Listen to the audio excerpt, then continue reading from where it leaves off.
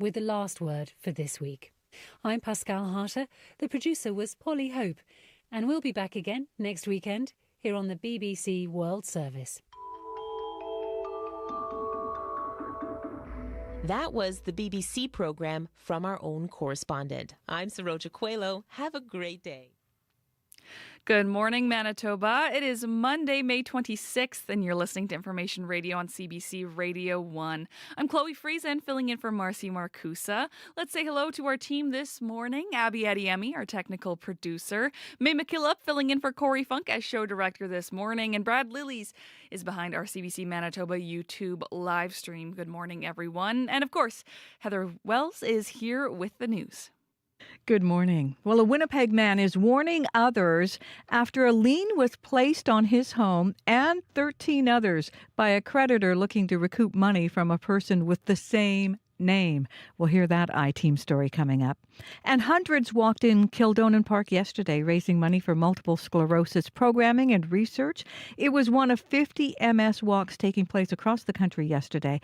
In Winnipeg, the event aims to raise $210,000. We'll hear more about what happened there in our next local news coming up at 6:30. Thank you very much, Heather. You're welcome. That is CBC's Heather Wells. Coming up today on Information Radio, King Charles arrives in Canada today for a 24-hour visit. He'll deliver the throne speech tomorrow amid trade tensions with the U.S. and Donald Trump's repeated rhetoric that Canada could become the 51st state. We'll hear more about the significance of the King's visit and what to be watching for ahead on the show. Also, we'll hear from End Homelessness Winnipeg about a letter it received from the Point Douglas Residents Committee raising concerns about seeing an outreach worker helping set up an encampment. We'll hear why they see the issue as, quote, a complex one. That interview is coming up. As well, is it too much of a risk to hire teenagers? According to a new Stats Canada report, the youth unemployment rate is the highest it's been since the pandemic. So why are employers so hesitant to hire Gen Z? We'll hear from a Winnipeg business owner later on in the show. And I do want to quickly mention, I'm filling in for Marcy Marcusa this morning as both Marcy and show director Corey Funk are in Lac du Bonnie today. Information Radio has been invited to broadcast from the Kirkland Farm on Wendigo Road tomorrow morning. It's an area of the RM hit hardest by wildfires, with two people losing their lives. So Marcy and Corey will be hearing from residents and officials in that area about the way forward after a devastating moment in our province's history. That is tomorrow morning on Information Radio. On Cue with Tom Power. Why are some of the best moments in your life the most unexpected? Dan Mangan and his band decamped to a cabin to just jam and hang out. They surprised themselves by making an album, one Dan calls the best of his career. What happens when you let go of expectations? Dan will be here to tell you. That's coming up on Cue, followed by Commotion with Elamine Abdel Mahmoud on CBC Radio 1, the CBC Listen app, and everywhere you get your podcasts. This is World Report. Good morning. I'm Marcia Young. King Charles opens a new session of Parliament tomorrow, but Parliament cannot function without a speaker. So the first order of business in Ottawa today is for MPs to elect one. There are 8 candidates in the running. Janice McGregor is here from our Parliamentary Bureau. And Janice, how is this race shaping up? Marcia, there is an incumbent. Liberal Greg Fergus was the Speaker in the last Parliament, and he has some support. For example, Green MP Elizabeth May said she will be backing Fergus to continue. The question is, has he done enough to mend fences? Because Fergus faced down not just 1, but 2 votes calling on him to resign in the last Parliament after several incidents where he participated in Liberal Party events or made overtly partisan statements when he was supposed to be focused on his non-partisan role as Speaker. Conservative Chris d'Entremont was the Deputy Speaker while those controversies played out. He had to make some pretty delicate decisions from the chair, and there's some talk that he could be a popular pick instead today. And it's not without precedent to have an opposition Speaker. If votes in this House are close, neither the Conservatives nor the Liberals may want to have given up one from their caucus to have served as Speaker. On the other hand, the gap between the two parties in terms of seat count probably means that one vote isn't big enough to tip the balance.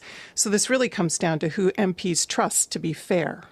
So if Liberals do want one of their own, other than Greg Fergus, in this role, who could it be? Well, there are 5 others who are letting their names stand. Veteran Toronto MP Rob Oliphant was out making his elevator pitch to reporters yesterday. I think I can use a sense of humor. I can use my experience, and I can use good judgment. And also I can be both firm and fair. We could also see a female speaker elected. Deputy Speaker from the last Parliament, Alexandra Mendez, is running, as well as Sherry Romanato, both from the Quebec caucus. After a series of speeches from all the candidates this morning, MPs will cast a single ranked ballot, marking their first, second, third choices. We should have a winner by midday. Thank you, Janice. You're welcome. The CBC's Janice McGregor in Ottawa. CBC News will be there when King Charles III delivers the speech from the throne. Join Your World Tonight's Susan Bonner and Catherine Cullen of the House for special coverage as the King lays out the priorities of Mark Carney's new government. Tune in at 11 a.m. Eastern on CBC Radio, CBC Listen, Sirius, and CBC News app. Health officials in Gaza say more than 50 people have been killed by Israeli airstrikes overnight. Emergency workers pulled people from the rubble of a school. Palestinians had been using it as a shelter. Officials say more than 30 people were killed while they slept there. Israel's military says it was targeting militants who were operating out of the building. It also says 3 more projectiles have been fired from Gaza towards southern Israel. One was blocked by the missile defense system. The others landed inside Gaza. A vigil was held last night in Walkerton, Ontario, for 4 high school students and their teacher. They were killed in a crash Friday. They had been on their way home from a softball tournament. As Philip Leishannock reports, hundreds of people from the community came out to show their support. They stood, listened, and hugged, remembering their friends. Rowan McLeod had big plans for life. She always wanted to be a mom. And Cadence Ford was sweet and bubbly and lit up the room when she walked in. 15-year-old Keegan Padfield says even though they were older, the girls made time for him. They're all really kind, and when I first started out in grade 9, they were all really supportive. On their way home from a softball tournament in Dorchester, Ontario, their SUV collided with a transport truck. Ontario Provincial Police say the students and their 33-year-old coach, Matt Eckert, were killed. Padfield says Eckert was a fun teacher, and he says he will be missed by students and staff. I think coming to class is going to be a really quiet and very emotional day for everyone, but we're all in it together. Mayor Chris Peabody, a high school teacher for 31 years before running for office, says he feels for the students and staff at the Walkerton Community District School. If you can imagine losing a teacher and end of the year, they won't be focused on. And then, of course, they've got graduation, which will be absolutely heart-wrenching. So, the Blue Water District School Board said counselors will be at the school this week to assist students and staff. Middlesex OPP say they are still investigating and want anyone with information to come forward. Philip Leishannock, CBC News, Toronto. U.S. President Donald Trump is calling out his Russian counterpart. Trump says Vladimir Putin has gone absolutely crazy following a major round of aerial attacks on Ukraine. I'm not happy with what Putin's doing. He's killing a lot of people, and I don't know what the hell happened to Putin. I've known him a long time, always gotten along with him, but he's sending rockets into cities and killing people, and I don't like it at all. For a third straight night, parts of Ukraine have been hit with hundreds of missiles and drones. At least 12 people were killed in a strike over the weekend. Dozens more were injured. Trump is also criticizing Ukrainian President Volodymyr Zelensky for comments he made online. Zelensky responded, saying it appears that Trump is spending more effort on dialogue with Putin than pressuring him to end the war. A man in BC and his credit score completely wiped out due to a policy that could affect millions of Canadians. The policy allows a credit bureau to reset the score, and it can happen without warning or explanation. Rosa Marcatelli and the Go Public team have more on why experts say it's time for clear, consistent rules across the country. It's been crazy. David Tregear says getting credit was never a problem. That's until the rejections piled up. A car loan, credit cards, and more all denied. He checked his Equifax account, shocked to see his credit score was reset to zero. Well, I was just stunned. I was like, what do you mean I don't have credit? He says the fallout has been serious because many lenders only check Equifax. Lenders judge you by your credit score. The higher, the better. Only after GoPublic's questions did Equifax reveal its little-known rule. If a file is inactive, consumers may be labeled unscorable, and their credit score drops to zero. Triggier says it's true he stopped using credit to stay out of debt, but never expected to be punished for it. Now, Equifax tells him it's a 2-year cutoff, but won't say if that's true for everyone. This has to be rectified somehow. There's no TransUnion, Canada's other major credit bureau, says it doesn't reset scores. Our investigation reveals a major flaw in Canada's credit system. No rules govern how bureaus manage scores, putting consumers at risk. Jeffrey White from the Public Interest Advocacy Centre wants Ottawa to create national standards instead of relying on uneven provincial oversight. It tells me that there's a lack of common sense rules in place. Canada's finance ministry would only say credit bureaus are under federal control. Equifax wouldn't talk specifics, saying it prides itself on being a trusted steward of personal data. Rosa Marcatelli, CBC News, Calgary. A Cree woman in Saskatchewan is proving that it's never too late. Louise Fraser has just completed her education degree. She's 87 years old. As Alexander Silberman reports, she is so passionate about teaching her language, she went back to school. I just keep thinking about my goal. Louise Fraser's walk across the Saskatoon graduation stage in a blue ribbon skirt was a moment she dreamed of for decades. Oh my gosh. At 87 years old, Fraser is the oldest graduate in the history of the University of Saskatchewan's Indian Teacher Education Program. It's designed for First Nations students who want to get a Bachelor of Education degree. Fraser, a member of Mistawasis Nehewik in Saskatchewan, says she lost her Plains Cree language as a child after being sent to residential school. I always wanted to get it back, to learn it again. Parents aren't speaking the language to their children. I thought going back to school would be a way of getting it back. Kelsey Fraser is her granddaughter. She says her accomplishment is a moment of reconciliation and healing. Her getting this degree is her way of reclaiming a part of her that was lost, a part of her that was actually stolen from her. Lori Ann Daniels is an instructor and mentor that worked with Fraser. She says it was empowering for younger students to learn with her. She never gave up, and it was perseverance that got her to this space today. With her degree in hand, Fraser's next goal is to visit schools to teach Cree, hoping to share her story and culture she never let go. Alexander Silberman, CBC News, Regina. And you can see Louise Fraser and her graduating classmates at cbcnews.ca. Just click Indigenous. And that is the latest national and international news from World Report News Anytime, cbcnews.ca. I'm Marcia Young.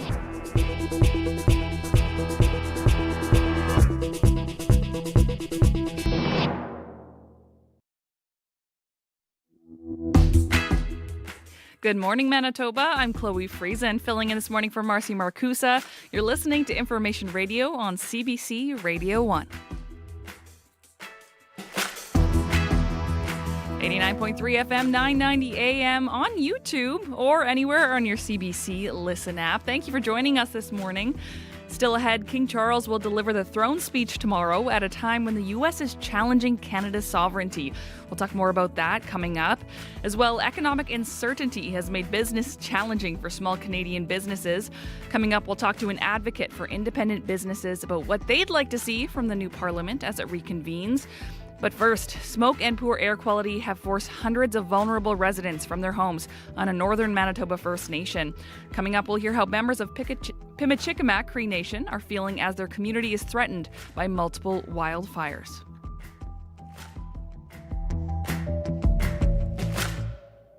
It's time now for news headlines with Heather Wells. Good morning. A Winnipeg man says he went through 4 days of hell trying to have a lien removed from his home. Jaswinder Brar says a creditor placed a $127,000 lien on 14 properties belonging to a number of different men with the same name. He was trying to recoup money owed on a semi-truck lease. The lien was removed from Brar's home after he provided ID showing they had the wrong person. The Winnipeg Foundation is inheriting $500,000 from a woman who left the bulk of her estate to charity. Minnie Bluestone died under the care of the Manitoba Public Guardian and Trustee in 2017. In a note from 1994, she wrote, "Any relations or friends who feel entitled are each left $1. The rest was to go to charity." We'll hear more in our next local news coming up at 6:30. Thank you very much, Heather. You're welcome. That is CBC's Heather Wells. You're listening to Information Radio. Hello and thank you to the whole team on the show this morning. Brad Lilly's in charge of our YouTube live stream. Abby Adiemi is here, of course, with a look at the weather forecast. Abby, one of the most beautiful weekends I've felt in a very long time. I know, I was waiting for this. I'm like, oh my goodness, it's green outside. It's green. It was warm, but not too warm. Not too warm. It was perfect. Perfect weekend. But looking at this week, it's going to get hotter from here. We're looking at hot temperatures now. Well, let's start with this special air quality statement that we have in place for parts of southeastern Manitoba. And we're tracking that all the way up into the northern areas. This is still due to that wildfire. And this will be impacting the Vigil, Pinawa, Flin Flon, and all the way down to Thompson. It's going to be lowering air quality and visibility. So if you're spending time outside, you need to take care and take that into consideration. There's going to be smoke in the air. Looking at conditions in Winnipeg at this time, 10 degrees, mostly clear. We start the day with some sunshine, some clouds were rolling. By the afternoon period, you will notice haze from that wildfire still lingering in the air. For some parts, you see it in the air. It will feel warm. We warm up close to 25 degrees today, and we see some light winds from the north. No rain in the forecast today. Heading into the evening, it's still going to be partly cloudy.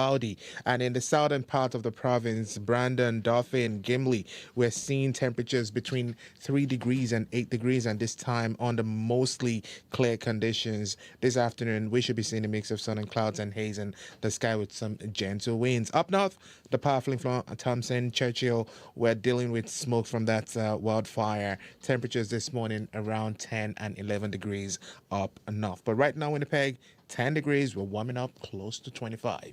That air quality, definitely something to be aware of in those areas. Thank you so much, Abby. Thank you. That is our show technician, Abby Adiemi. May McKillop is our show director today. We'll be answering that commuter line. But right now, we're just no major issues. We're looking at a closure. Abinogi-Mekina eastbound from St. Anne's Road to River Road. Your eastbound curb lane is closed for landscaping and tree maintenance. Eastbound curb lane will be open for afternoon rush hour, so it could be affecting your morning there. Of course, if you see anything that you think your fellow commuter should know about this morning, please call our commuter line, 204-788-3093.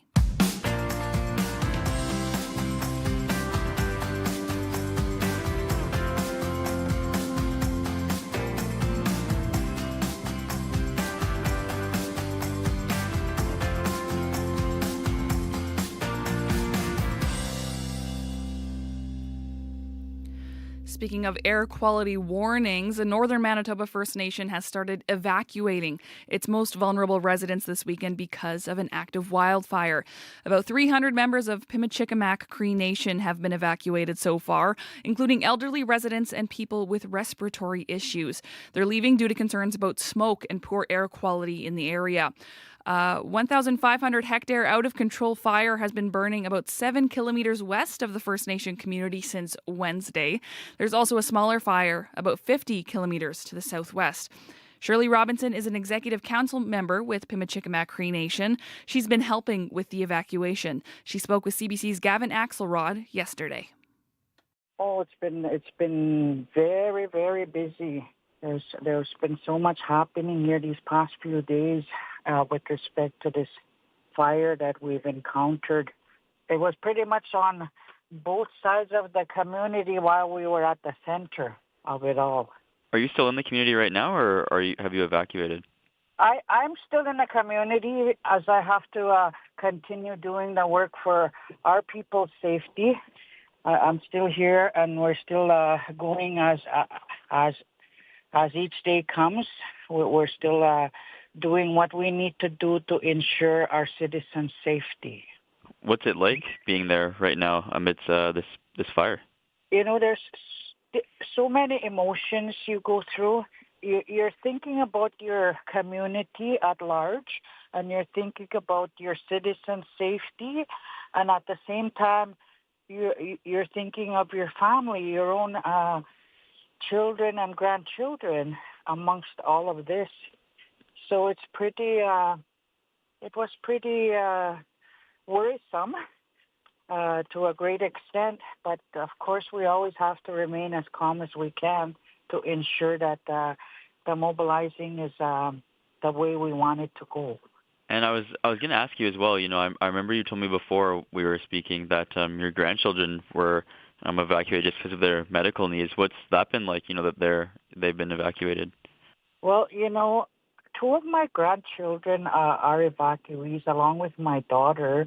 Two of my grandchildren are twins, and my daughter and my eldest granddaughter had to be the ones to escort my grandkids because both of them were born with respiratory issues, and we had to ensure that they were out because one of my grand twins was recently discharged from hospital a few months back, who was in intensive care unit for the same issues.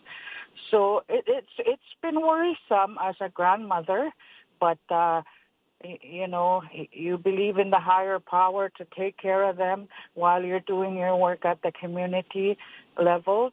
And we had to separate the dad with the other three children here at home. So, my mind has been with my twins out in the city where they were evacuated to. At the same time, my heart is with my other grandkids here and my role as a leader in my nation. So it's been, you have to balance all three, and, you have to believe in the higher power to take care of each one. And I'm wondering as well, has the community ever been impacted by a fire like this before? Yes, it has. A few years back, we had a really huge fire in our nation, which surrounded the entire Cross Lake, and the people had to rush out of the community. We only had a span of 3 hours to evacuate everybody. So at that time, that one was chaotic because we didn't see how big and huge the fire would come out at the time. So, however, we did manage to achieve what we wanted to do for our people's safety, their health and safety. We managed to evacuate everyone at the time. I'm wondering, just from some of the people that you've talked to in the community, how are they feeling right now, just about the situation? What I do during this evacuation with our emergency management team is I do the communication part where I relay messages to our citizens. I go on our local radio and media and our social media as well, and to send out these important messages. And people have been constantly reaching out to me as well, asking me a whole bunch of questions, and they share with me how they feel. Like they're anxious, their anxiety levels are high, they're afraid, they're worried, they want to know what's coming next, and and some of them really wanted to self-evacuate themselves because of all the worry. And so that's what they've shared with me throughout this time. Everybody was worried because we don't know what's going to happen next, right? That was Shirley Robinson, an executive council member with Pimicikamak Cree Nation. She was speaking with CBC's Gavin Axelrod yesterday. And just a reminder of that special air quality statement for Cross Lake, Flin Flon, Cranberry, Portage, Snow Lake, Thompson, Nelson House, Split Lake, Lynn Lake, Brochet, Tuduli Lake, much of northern Manitoba here. Smoke from wildfires in northern Manitoba is expected to cause poor air quality and localized reduction in visibility. A reminder, as smoke levels increase, health risks increase, so limit time outdoors. You're listening to CBC Radio 1. Whether you're hanging out or out on the move, stay in the know with CBC Listen. The cost of living with Paul Havershrud goes beyond facts and figures. Real estate is the 800-pound gorilla of Canada's economy. And What on Earth with Laura Lynch explores the climate change crisis, problems and solutions. What happened that made you start to think and see climate change differently? The cost of living and What on Earth. Available now on CBC Listen. The time is 6:21. You're listening to Information Radio on CBC Radio 1. I am Chloe Friesen.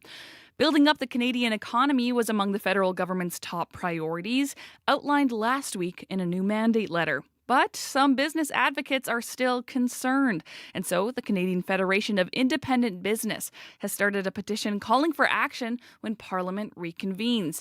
Joining us is Jasmine Guinette, the Vice President of National Affairs for the Federation. Welcome to the show. Good morning, Chloe.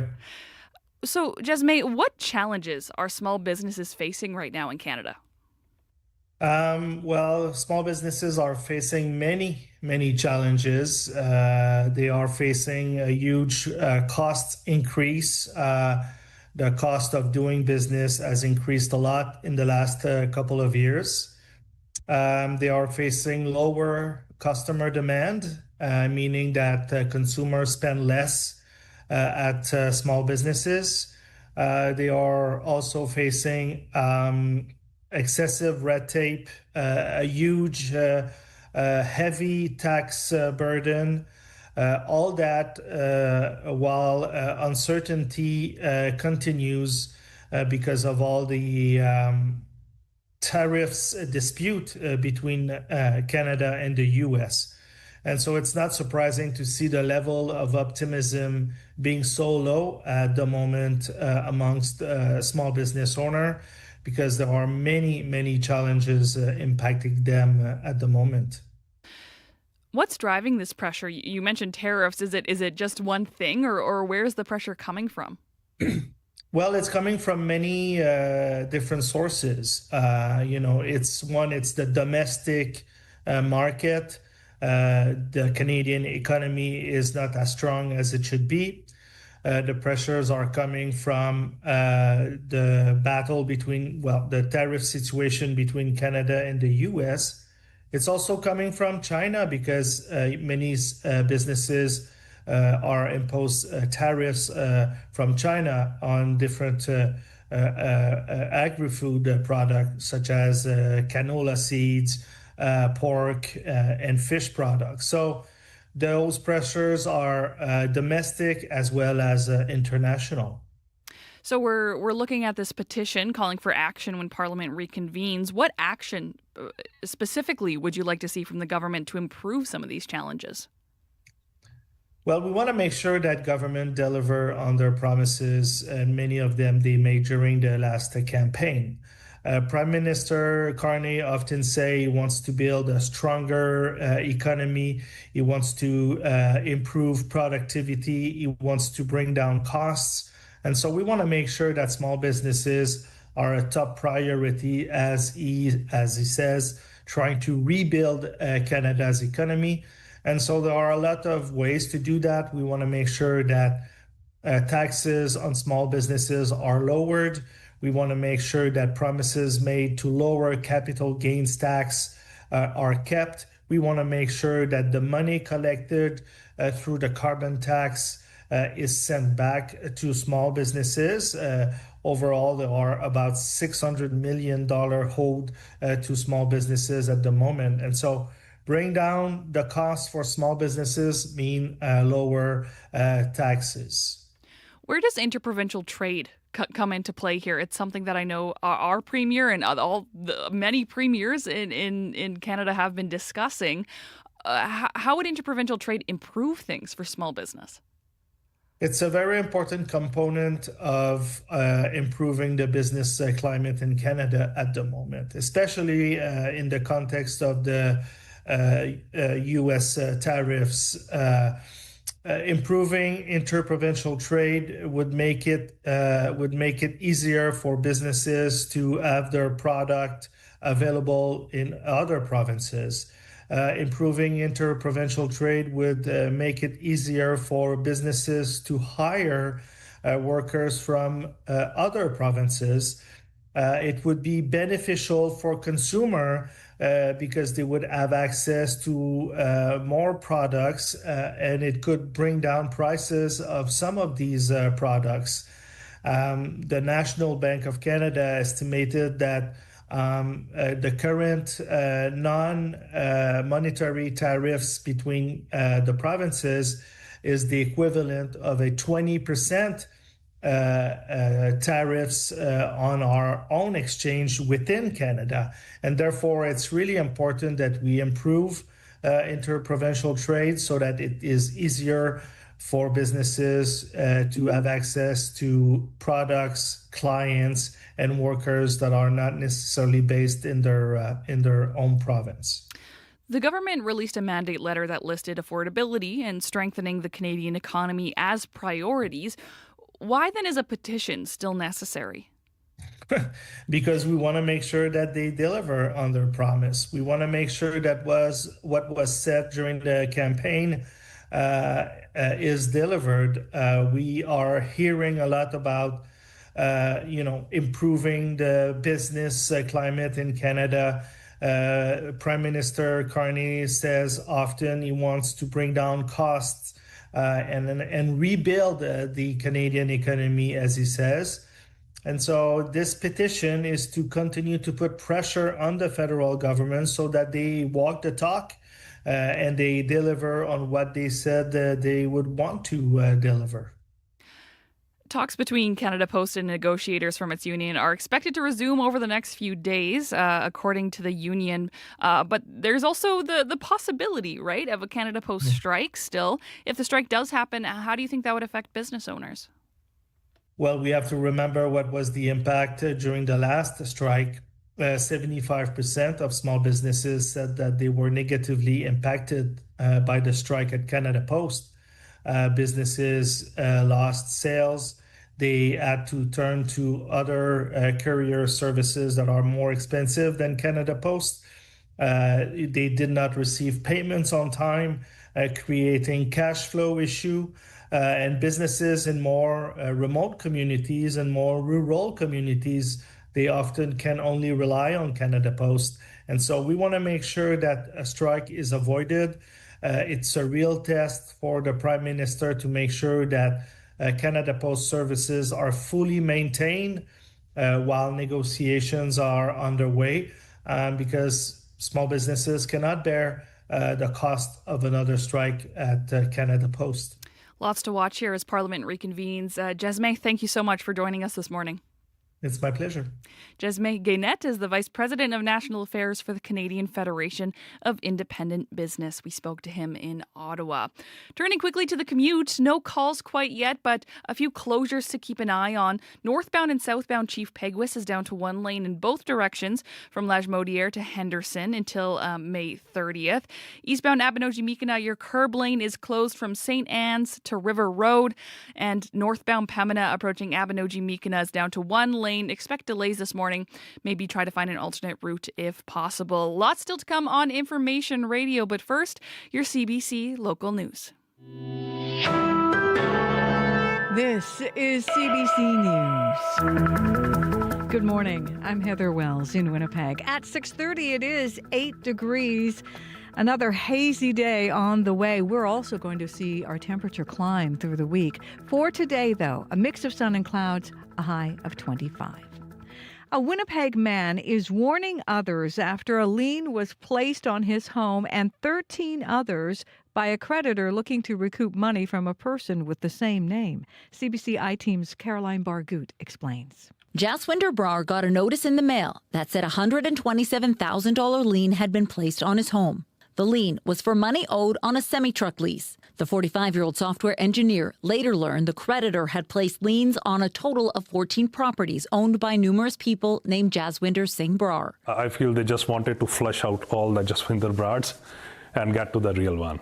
But they shouldn't have to do that. While Brar is happy he was able to have the lien removed, he says this shouldn't happen to anyone. The onus should be on creditors to find the right person, instead of targeting multiple people who share the same name.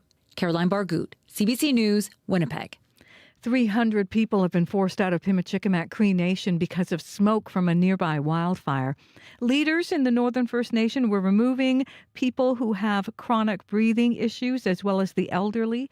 Executive Councillor Shirley Robinson stayed behind to help with evacuation communications. She says 2 of her grandchildren have respiratory issues and were flown to Winnipeg on Saturday. My mind has been with my twins out in the city where they were evacuated to.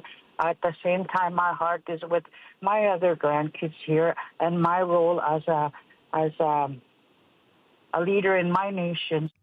The wildfire southwest of Pimicikamak is 1,500 hectares in size. The Winnipeg Foundation is inheriting $500,000 from a woman who left the bulk of her estate to charity. Minnie Bluestein died under the care of Manitoba's public guardian and trustee in 2017. In a note from 1994, she wrote, "Any relations or friends who feel entitled will each be left $1. The rest was to go to charity." A Manitoba judge admitted that document as her will. Her estate will now be used to set up an endowment fund to finance scholarships at the Winnipeg Foundation.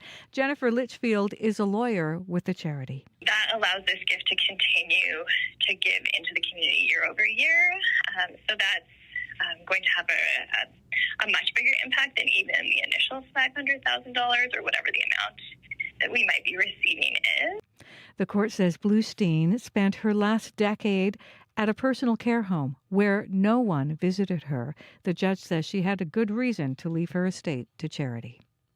A new session of Parliament begins today with Prime Minister Mark Carney and Conservative leader Pierre Poilievre eager to get back to work. This is one of the most rapid returns of Parliament in Canadian history, and it will be one of the most busy returns to Parliament in Canadian history. And while we narrowly missed forming government, we now have every duty to fight for change. Of course, Pierre Poilievre won't be allowed in the House of Commons, having lost his seat in the April election. The first order of business this morning will be the election of a new Speaker of the House. 8 candidates are in the running. Meanwhile, King Charles and Queen Camilla touch down in Ottawa later today. They're spending 2 days in the capital for their first visit to Canada since the King's coronation 2 years ago. And tomorrow, King Charles delivers the speech from the throne. You can hear the latest national and international news coming up on World Report at 7. Winnipeg police are looking for witnesses after a North End shooting. It happened just after 3 Saturday afternoon near Salter and Mountain. Police found a 39-year-old man with serious upper body injuries. A witness in the area tells CBC they heard several gunshots. They say the man was shot while riding his bike. Constable Pat Sadak is with Winnipeg Police. If there's any witnesses, hopefully they can come forward and talk to the Major Crimes Unit and just to be vigilant. The man was taken to hospital in unstable condition, but since has improved to stable. Hundreds walked in Kildonan Park yesterday, raising money for multiple sclerosis programming and research. It was one of 50 MS walks taking place across the country yesterday. Mona Bates at MS Canada's Prairies Division says the aim is to help Canadians diagnosed with the neurological disease. This event and the events across the country, we're hoping to raise $4 million to fund programs and services and also important research that's happening right here in Canada. Bates says more than 90,000 Canadians are living with MS. 12 are diagnosed every day. To the NHL playoffs. There's Nugent Hopkins back to serve, scores! And Edmonton strikes first in Game 3.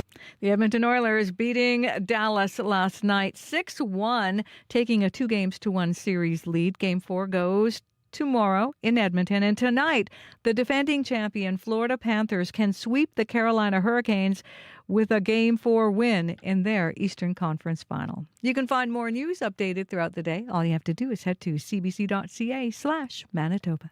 So, Heather, are we hopping on the bandwagon? You know what? I have two teams I like. Okay. So I like Florida just because I really like, I've mentioned this before, I love Paul Maurice as a coach. I think he was great. So Florida and Edmonton, yes. Okay. I want to end the Canadian drought. No matter which, I mean, I love the Jets. Absolutely. But to end that drought would be lovely. It would be. Okay. Thank you, Heather. Thank you. That is CBC's Heather Wells. You're listening to Information Radio on CBC Radio 1, 89.3 FM, 990 AM, and everywhere on the CBC Listen app. I am Chloe Friesen, and I'm joined by show technician Abby Adiemi, who is keeping an eye on that forecast for us. Chloe, it's already sunny across the province. Like every part. The sun is already making its appearance Is it? downtown. So Look, the blinds are closed in the studio. Closed. I have no clue what's going on outside, but I can imagine sun. I had to pull the blind because it's already making the reflection on the side of the building. I'm going to let you talk. I'm going to head to the window and look past the blinds. Okay, go for it. Across the province, we're looking at sunny conditions already across most of the regions. Some haze in the air, warm temperatures already stretching from the southern part of the Red River Valley all the way tracking it into Churchill. Thompson already has some beautiful sunshine already in that part of the province. However, we have that air quality statement in effect for the southeastern part of the province, all the way from the Nopaming Provincial Park, the Whiteshell, Pinawa, and then we're stretching it into northern regions like Flin Flon and Thompson. Smoke from the wildfire causing poor air quality and reduced visibility in most of those regions. And we'll be seeing light winds letting the smoke even linger in most of the areas mentioned. So if you have breathing problems, I'd advise you to reduce your outdoor times. Though the weather is going to stay warm and dry, and this will continue for the most of the week, adding to the risk of more fires in some area. Now, conditions in the Red River Valley region at this time, the city of Winnipeg and surrounding areas is already sunny and warm, 8 degrees outside, mostly 10 rather. Clear skies we're seeing this afternoon brings a mix of sun and clouds with some haze, and then we'll see temperatures warm up to 25 degrees. Similar conditions we're seeing in the Pembina Valley region, more than Winkler, Altoona, all the way down to the U.S. border. Temperatures hovering around 6 and 7 degrees at this time, warming up to 26. Brandon is also sunny and clear this morning. Temperature around 5 and 6 degrees in the Westman region. Expect sun with some clouds and haze this afternoon. Temperatures also warming up to 25. In the Parkland region, we're seeing Dauphin already trying to get close to 6 degrees at this point. Today will start sunny, but there's going to be some hazy conditions being felt. Temperatures warm to 27. Gimli, good morning. You are currently at 4 degrees at this time. For the Interlake region, expect sunny start. Some clouds will build around the afternoon period. Some hazy conditions will be felt. That will continue through the day, and you'll climb to 26 degrees. Now, tracking conditions into the northern part of the province. 10 degrees in Flin Flon, the Par and surrounding areas at this time, where we have that special air quality statement in effect due to the fire in that region. Today is going to be sunny. The smoke will linger in the air, and you will see temperatures get to 25. Thompson is also sunny at 10 degrees at this time. Special air quality also remains in place for that part of the province. More sunshine on the way. 26 degrees you get to. It's going to be mild winds from the south, and then further north in Churchill, we're seeing more like the clouds trying to give way to some sunny conditions already. 11 degrees at this point. Local smoke also in the air, warming up close to 25 degrees. So summary, the northern part is going to stay mostly smoky, while the southern areas will see more like the haziness from that side. And Winnipeg's 25-degree high will be mirrored across most of the regions across the province today. But right now, we're seeing 5 to 11 degrees in most of the areas. All right. And you were right, Abby. I looked out the window. Sun's out. It's already out. It's lovely. Thank you very much. That's Abby Adiemi. Quick look at your commute. No calls, no major issues, but some closures. Northbound and southbound Chief Peguis is down to one lane in both directions from Lash to Henderson. This is until May 30th. Eastbound Abinogi-Mekina, your curb lane is closed from St. Anne's to River Road. And northbound Pembina approaching Abinogi-Mekina, you're down to one lane, so expect some delays there. If you see anything on the commute your fellow commuters should know about, call us at 204-788-3093. And it is time now for Business with Phil DeMont. Phil DeMont here with a business report. Good morning. You know what Sunday was? What was Sunday? National Tap Dance Day. If only I knew how to tap dance. Well, I think you could probably pull that off. Is I it- couldn't. You I just look like need- Pigpen from You just need Charlie the Brown. shoes. You just need the shoes. I think that's the Well, the and important part. hit your feet really hard Yeah. because they make a noise. It's kind of like, my singing. Just make a Perfect. noise and hope for it. I love a good noise. Okay, Phil, to the business news. The G7 finance ministers met in Alberta last week, but so did their central bankers. What came out of those discussions? Chloe, a bit more optimism about the direction of the global economy, at least according to Tiff Macklin. He's the governor of the Bank of Canada and gave interviews over the weekend. Seems to see a way through recent gloom about world economic growth. The overarching issue at these meetings, Donald Trump's own goal, hurting trade with his high tariff policy. But central bankers avoided that issue because basically they wanted to make some progress in the economy rather than get in a shouting match about why tariffs are bad. Everyone recognizes the uncertainty underscoring much of the global economy. Some of it is trade and tariff related, but consumer spending, business spending, they've slowed in a number of countries like Canada, and that's a worry. Where Macklin's optimism comes from is when he describes the way forward for Canada's economy. Now, the bank isn't making hard forecasts right now because of the economic uncertainty, but Macklin says the bank operates on a bad scenario and a not-so-bad scenario. The trend right now is towards the not-so-bad scenario. Macklin says uncertainty has come down, and he's less worried, seems less worried anyway, about interest rates than the stock market was last week when they kind of panicked. And central bankers talked about getting more spending on infrastructure to boost productivity. It sounds like milquetoast, but in the world of central bankers, what Macklin's talking about, kind of about as sunny as it gets. All right, Washington wants to build new nuclear power plants faster than it can right now. Why would that lead to more blackouts? This is a cautionary tale for Canada. Donald Trump just signed an executive order reducing red tape to get a nuclear plant up and running, but his new tax bill guts existing financial help for alternative power projects. Now, the U.S. has about 250,000 blackouts last year, and over the next 5 years, states like Texas are going to need twice as much power as they have now. Here's the issue. 80% of the new energy going into the American power grid is coming from solar and alternative sources. A new nuclear power plant takes 6 to 8 years to build. So the nuclear power can't come on fast enough to meet these future power needs, but you're damaging the alternative sector, and that likely guarantees more blackouts. Canada, within the next decade, wind and solar will produce as much as 12% of what we need. Most of it's hydro. But that 12% is about the same as nuclear. So we might need more nukes in the future, but boosting our alternative power sector seems to be the fastest way to avoid the problems, the blackout problems that seem to be looming south of the border. All right, we're going to stick with the U.S. here, but it's about a new survey out on which countries Americans would like to move to. Where does Canada rank here? Fourth. Okay. That's according to a survey of Americans who inquired about leaving the U.S. last year. We're not talking vacations, we're talking for good. Last year, about more than 110,000 U.S. citizens contacted Expats, which is a site that provides resources for Americans looking to leave that country. That's who did the survey. Top of the list, Portugal. Spain, the UK were number 2 and 3, but Canada came in fourth, so ahead of France, ahead of Mexico, ahead of Italy, so that's not bad. The survey didn't give data on why these countries, but more Americans are visiting Portugal. Last year, about 2.5 million. In 2021, it was 350,000 Americans went to that country. Canada, though, coming up the ranks of preferred destinations for U.S. leavers. First 3 months of this year, more than 2,000 U.S. citizens applied to move here. Over a full year, that would put the U.S. as one of the top 10 countries for people moving to Canada. Now, the reason they want to leave the States, more than half say it's too conservative now, so that seems a little political. About half are worried about gun violence. Yeah, I get that one. And about 40% say they want to go somewhere that's more cheaper to live. That last one, we might have some problem with that area. So it looks like tariffs are pushing up the cost of a wedding in Canada. How much more expensive are weddings becoming? It's a little unclear, but we know the costs of your nuptials are on the rise. That's partly because supplies coming from the U.S. are getting hit by Canada's 25% tariff, but partly because American distributors get products from China that are hit by the U.S. tariffs. Now, wedding costs have been rising over the past few years. In Toronto, for example, cost of a ceremony up about 15% since 2023. That's general inflation. With the tariffs, U.S. tariffs, costs are accelerating once again.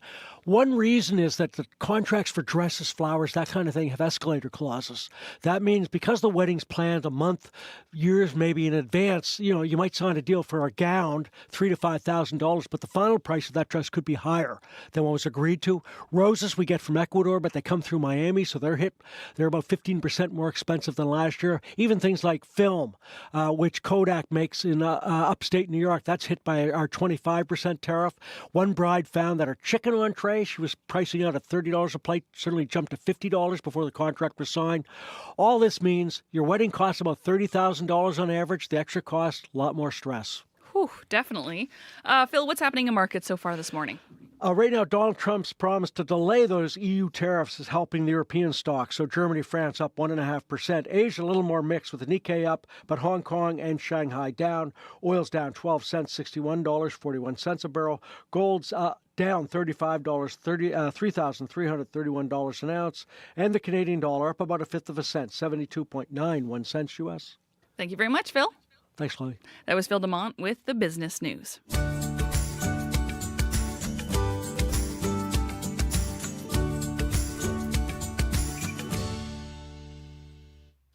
Well, cleaning out a parent or grandparent's home can be emotional.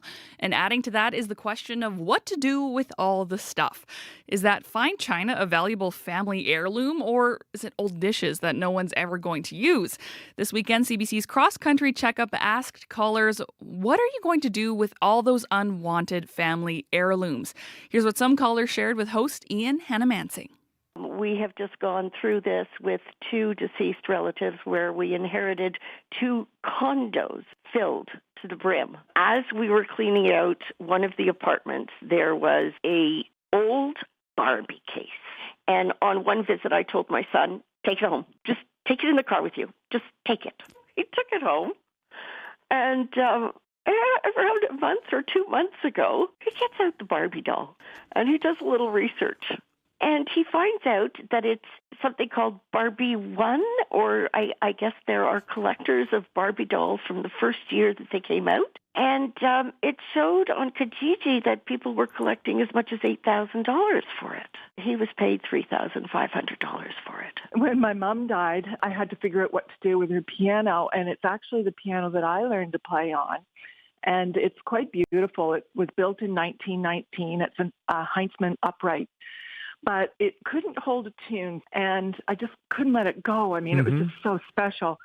So I found somebody who rebuilds pianos, which is an enormous expense. I could have bought a small car for it. The thing is, I did play when I was a kid, but I rarely play now. And I feel kind of silly because I know it's really hard to sell a piano. I mean, you can't really even give away a piano these days. I love it. It's beautiful, but it's really quite kind of useless. My husband and I are currently downsizing, and I had my mom's old accordion in our garage for, the last few years. I packed it from house to house. My mom and my aunt played it when they were young. I don't even know what it would be worth. So I put it on Marketplace, which is a great place to kind of give things away. And so within a few minutes, I had lots of interest for it. And one gentleman said that they would be here in 45 minutes. And so I said, okay. I hear a knock at the door. And so he took the accordion out to the car. There was a man and wife in the car as well. And I said, my mom used to play this. I'm sure it's a half-decent accordion. It still works. And they said, okay, thanks. And so within about 10 minutes, I received a video. And it was a video of this gentleman trying to play the accordion. And his brother was videoing and saying, can you sing a song with your accordion? And it's like, oh my gosh, somebody's going to get such joy out of this accordion.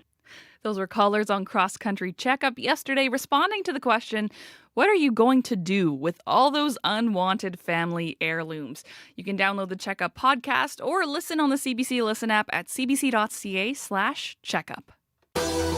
Rise in pride, stand in strength. CBC is a proud sponsor of Pride, May 23rd to June 1st.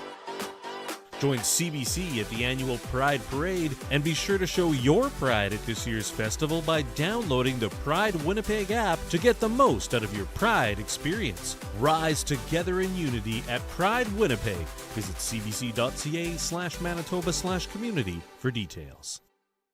10 minutes to 7 o'clock here on Information Radio. I'm Chloe Friesen.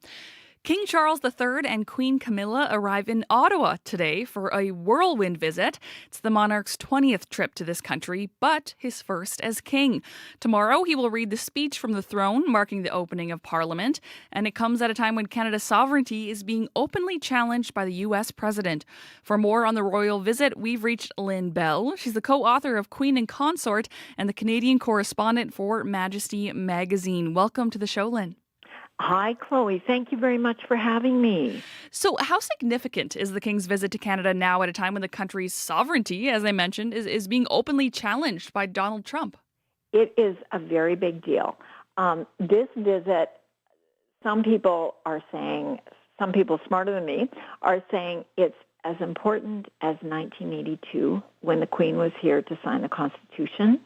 And the last throne speech read by a monarch was the Queen in 1977, and before that, the Queen in 1957.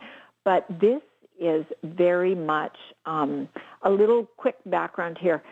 This couple's first visit to Canada was back in 2009. It was 11 days long. Since then, their visits have been typically around this time of year, and they've been 3 days. And it's been 270-somethings, doing a really fast visit, covering a lot of miles.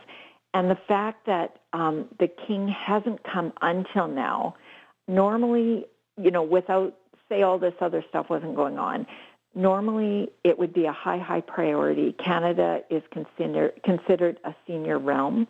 So any monarch, especially after coronation, Canada would be high on the list of places to visit. But now the King is fighting cancer. And I think just this short visit, they're here, unless they go into overtime, they are here less than 24 hours, actually. Wow. Okay. So quick trip here. Yeah, it's very intense, and it was at the request of the Prime Minister. So it's seen as as significant. And there are kind of a few public events, like a puck drop at a street hockey game, gathering in Lansdowne Park in Ottawa, a few things like that. But mostly it is all to do with the speech from the throne, and the ceremonial stops are being pulled right out. And one thing I think is kind of neat, like all of the ceremonial stuff is rooted in our parliamentary system. And and there's, gun salutes and 28 horses from the RCMP musical ride accompanying them on, through the streets of Ottawa as they ride in the state landau. But one thing I thought was really interesting is, Indigenous peoples have always had a place in royal visits, but it's really being, kind of pushed up to another level. Leaders from First Nations, from Métis, and from Inuit communities in Canada will be meeting the royal couple at the airport in Ottawa with the Prime Minister and his wife. And one thing, there's going to be an Inuit elder lighting a lamp, and I believe it's called a kuleg, right in the Senate chamber, and tending to the lamp as the speech is being read. Okay. So it's kind of where I'm going with this is it's our whole history as a nation. And it's kind of rooted in our political system, but it's also, hitting that Wayback Machine and going way, way, way, way back and bringing the history of our Indigenous peoples to the fore as well, and really underscoring that Canada is a sovereign nation. We are connected to the Commonwealth. We have our own system of government, and, there's a history of people who were here before a lot of us were here. Right. And the King can't make political comments. So would you say that the visit in itself and some of the... I absolutely would. I think you're totally right with that, Chloe, because just given all the, the 3-day thing that I spoke about previously, and given, and may he live long and prosper, but given, he's battling cancer, that the Prime Minister requested this. And I think it's going to be a well-organized visit, but typically these things are planned, I would venture to say, a lot longer in advance than this one was, just given that. So I think absolutely he can't say, and it's tricky because he's not just King of Canada. He's king of lots of places, including the UK. And Keir Starmer extended an invitation to President Trump to visit the UK and Buckingham Palace in the Oval Office. And so the king's walking a little bit of a tightrope, but just that he is here and kind of given the state of his health and given just such a short, intense visit, and there's a lot going on in this visit, I think just his being here kind of says a lot. Lots to watch for here, Lynn. Thank you so much for joining us this morning. Well, thank you very much, Chloe. Lynn Bell is a Canadian correspondent for Majesty Magazine. You're listening to Information Radio on CBC Radio 1. It's time for a quick look at headlines with Heather Wells. Good morning. Well, a council member at Pimachikamak Cree Nation worries for her grandchildren as smoke from a nearby wildfire forces a partial evacuation of that northern community. More than 300 people, elderly or those with breathing issues, have been taken out of the community, and among them, 2 grandchildren of Executive Council member Shirley Robinson. Those children and the others are now in Winnipeg. We'll hear more about that. And a Winnipeg man is warning others after a lien was placed on his home and 13 others by a creditor looking to recoup money from a person with the same name. We'll hear from the I-Team in our next local news coming up at 7:30. Thank you very much, Heather. I am also going to mention here, just following that conversation about the King in Canada, CBC News chief political correspondent Rosemary Barton, together with Power and Politics host David Cochran, will be providing special live coverage of the throne speech delivered by King Charles. So that coverage begins at 8 a.m. tomorrow morning on CBC TV, CBC News Network, and everywhere you stream CBC News. You're listening to Information Radio on CBC Radio 1. I'm Chloe Friesen, filling in for Marcy Marcusa. Still to come on the show, a Winnipeg car enthusiast has decided to give up his yearly trips to the U.S. and host his own hot rod road trip in and around Manitoba this June. We'll speak with him about why he made this decision and learn more about the event. That is still to come on Information Radio as well. We'll hear from End Homelessness Winnipeg about a letter it received from the Point Douglas Residents Committee, who was raising concerns about seeing an outreach worker helping set up an encampment along the river. We'll hear why they say the issue is a complex one. That interview is still to come on Information Radio.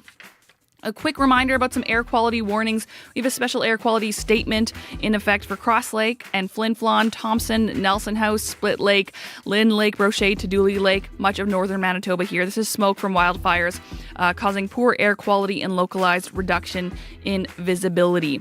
This is in addition to air quality warnings in place for Victoria Beach, Nopaming Provincial Park, White Chill, Lac du Bonny in Pinawa. Smoke from local wildfires is causing poor air quality and reduced visibility. Warm and dry conditions will continue to support wildfire activity this week, and winds also are light, which will cause smoke to linger for a prolonged period, so do take care if you are in those areas. Still lots to come here on Information Radio. Stay with us. World Report is next.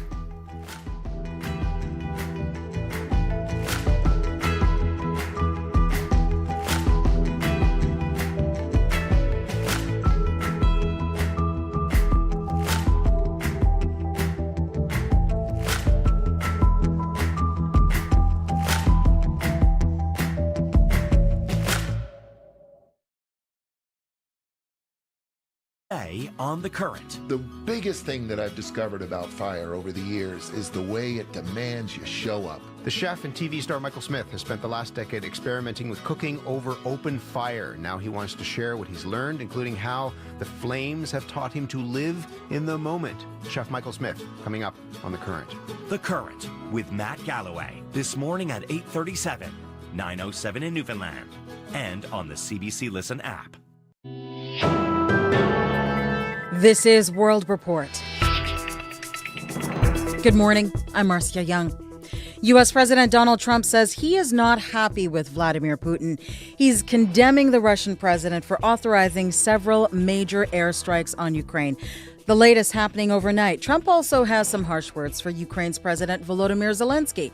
But of Putin, the U.S. president says he has gone absolutely crazy.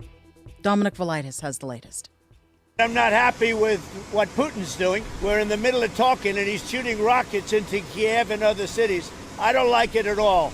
US President Donald Trump's criticism of Russia's Vladimir Putin didn't end there. After telling reporters he was now seriously considering hitting Moscow with more sanctions, he took to social media to say Putin had gone absolutely crazy and warned that any attempt to conquer all of Ukraine would lead to Russia's downfall. The Kremlin is attempting to play Trump's comments down, suggesting the American president and others might be emotionally overloaded. Last night, Russia attacked Ukraine with hundreds of drones and missiles for the third night in a row, and just the day after, Moscow launched its biggest aerial attack of the war so far, killing at least 12 people, including children. Trump has also criticised Ukraine's President Volodymyr Zelensky after he warned that America's silence about the weekend's uptick in violence only encourages Putin. Words Trump said that did Ukraine no favours. Zelensky didn't respond directly to the criticism, but in a post on social media, he said the world appeared to be spending more effort on dialogue with Putin than with actually exerting real pressure on the Kremlin chief. Dominic Velitis for CBC News, Riga, Latvia. Israeli airstrikes have killed more than 50 people overnight in the Gaza Strip. One of the strikes hit a school where families were sheltering, and there are still questions about how aid will be delivered to Palestinians in Gaza. The head of a new aid group has stepped down just as it is supposed to begin operations. The CBC's Tom Perry is in Jerusalem with the latest. Video from Gaza shows rubble and the ruins of a school where families had been sheltering. Palestinian civil defense officials say rescuers pulled more than 30 bodies from the site of one Israeli attack. The Israeli military says it was targeting a Hamas and Islamic Jihad command center. As the bombardment continues, there are new questions about how and when humanitarian assistance will reach civilians in Gaza. The head of a newly formed group tasked with distributing aid has stepped down. Jake Wood has resigned as director of the Gaza Humanitarian Foundation, citing concerns about the group's impartiality. Jan Egeland is Secretary General of the Norwegian Refugee Council. He says Wood's group, backed by the U.S. and Israeli governments, would militarize and politicize humanitarian assistance. And we cannot have aid in a war zone in the crossfire that is not in conformity with neutrality, impartiality, and independence, which are the humanitarian principles we've been living by now in humanitarian work for 100 years. Israel says the new group will prevent aid being stolen by Hamas. The Gaza Humanitarian Foundation is vowing to carry on with its work despite criticism from the UN and other humanitarian agencies. Tom Perry, CBC News, Jerusalem. Torrential rains pound Mumbai, India, flooding streets and causing major traffic jams. The southwest monsoon arrived 8 days ahead of schedule. It is the earliest monsoon rains in the area in 35 years. Officials are trying to clear the local drainage system, which is over 100 years old. The Ontario man who pleaded guilty to stealing an iconic portrait of Winston Churchill will be sentenced today. Jeffrey Wood admitted to stealing the portrait by renowned photographer Joseph Karsh. Police say the portrait was stolen from the Chateau Laurier sometime between Christmas Day 2021 and January 6, 2022. It was replaced with a fake, but the swap was only discovered months later. The portrait of Britain's former Prime Minister is now back in the Ottawa Hotel. A judge in London, Ontario is expected to rule next hour on whether certain evidence is admissible in the trial of 5 former World Junior Hockey players. All 5 have been charged with sexual assault. All pleaded not guilty. But as Karen Pauls reports, text messages sent between 2 other members of the 2018 team could serve as evidence against them, if the judge allows. Well, it sounds like this is critical evidence with respect to the defendant, Mr. Dubé, and whether or not he's culpable for having sexually assaulted the complainant by virtue of slapping her. Sarah Lehman is a criminal defense lawyer in Vancouver who's not involved in this trial but watching it closely. She's referring to testimony by the Crown's witness, Vegas Golden Knights forward Brett Howden, who told court he can't remember writing text messages to another teammate in which he described Dylan Dubé hitting the complainant's buttock so hard, quote, it looked like it hurt so bad. Howden says he believes he was being truthful at the time. But the question is whether or not those text messages are an accurate or reliable depiction of what was going on, or if they were just simply something that was texted to a friend flippantly and, of course, never intended to be relied upon for their accuracy now at trial in a criminal proceeding. Normally, text messages are considered hearsay and inadmissible in court. Nick Cake is a former Crown, now a criminal defense lawyer in London, who's also watching this case. He says there's a lot at stake for both sides. I think it's important for the Crown and EM because it works to corroborate some of the things that she was saying. In relation to the defense, this is an important piece of evidence to keep out. The defense will be able to cross-examine Howden later today. Karen Pauls, CBC News, London, Ontario. Parliament resumes today in Ottawa. Prime Minister Mark Carney and Conservative leader Pierre Poilievre are signaling they are ready to get to work. This is one of the most rapid returns of Parliament in Canadian history, and it will be one of the most busy returns to Parliament in Canadian history. And while we narrowly missed forming government, we now have every duty to fight for change. The first order of business this morning is electing a new Speaker of the House. There are 8 candidates for the job, including former Speaker Greg Fergus. This is a big job. It is not easy to keep the legislature functioning smoothly, especially in a minority parliament. But there are perks, including an annual salary of $309,000, a driver, a residence, and a hospitality budget. Some people in Ottawa are excited for the arrival of King Charles and Queen Camilla. They are scheduled to touch down this afternoon. It's a brief 2-day visit. The King will officially open Parliament with the throne speech. But as Nicole Williams tells us, the royal couple will be making a few other stops in the city.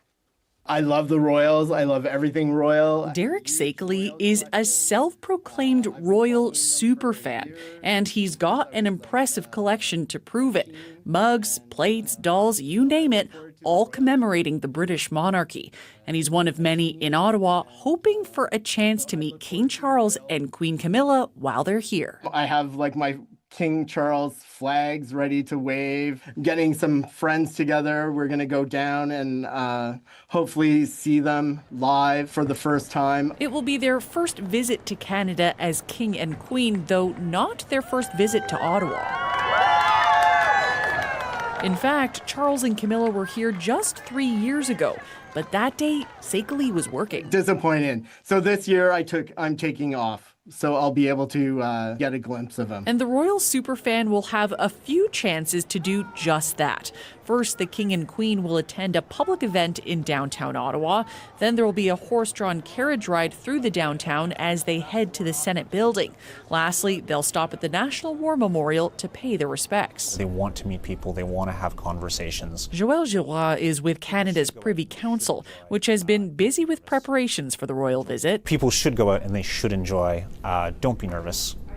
Enjoy the day. While nerves might not be so easy to control, Sakeley says he's mostly excited for the opportunity to witness a historic moment for Canada. Nicole Williams, CBC News, Ottawa. And CBC News will be there when King Charles III delivers the speech from the throne. Join Your World Tonight, Susan Bonner and Catherine Cullen of the House for special coverage. Tune in at 11 a.m. Eastern on CBC Radio, CBC Listen, Sirius, and the CBC News app. That is the latest national and international news from World Report. For news anytime, go to cbcnews.ca. I'm Marcia Young.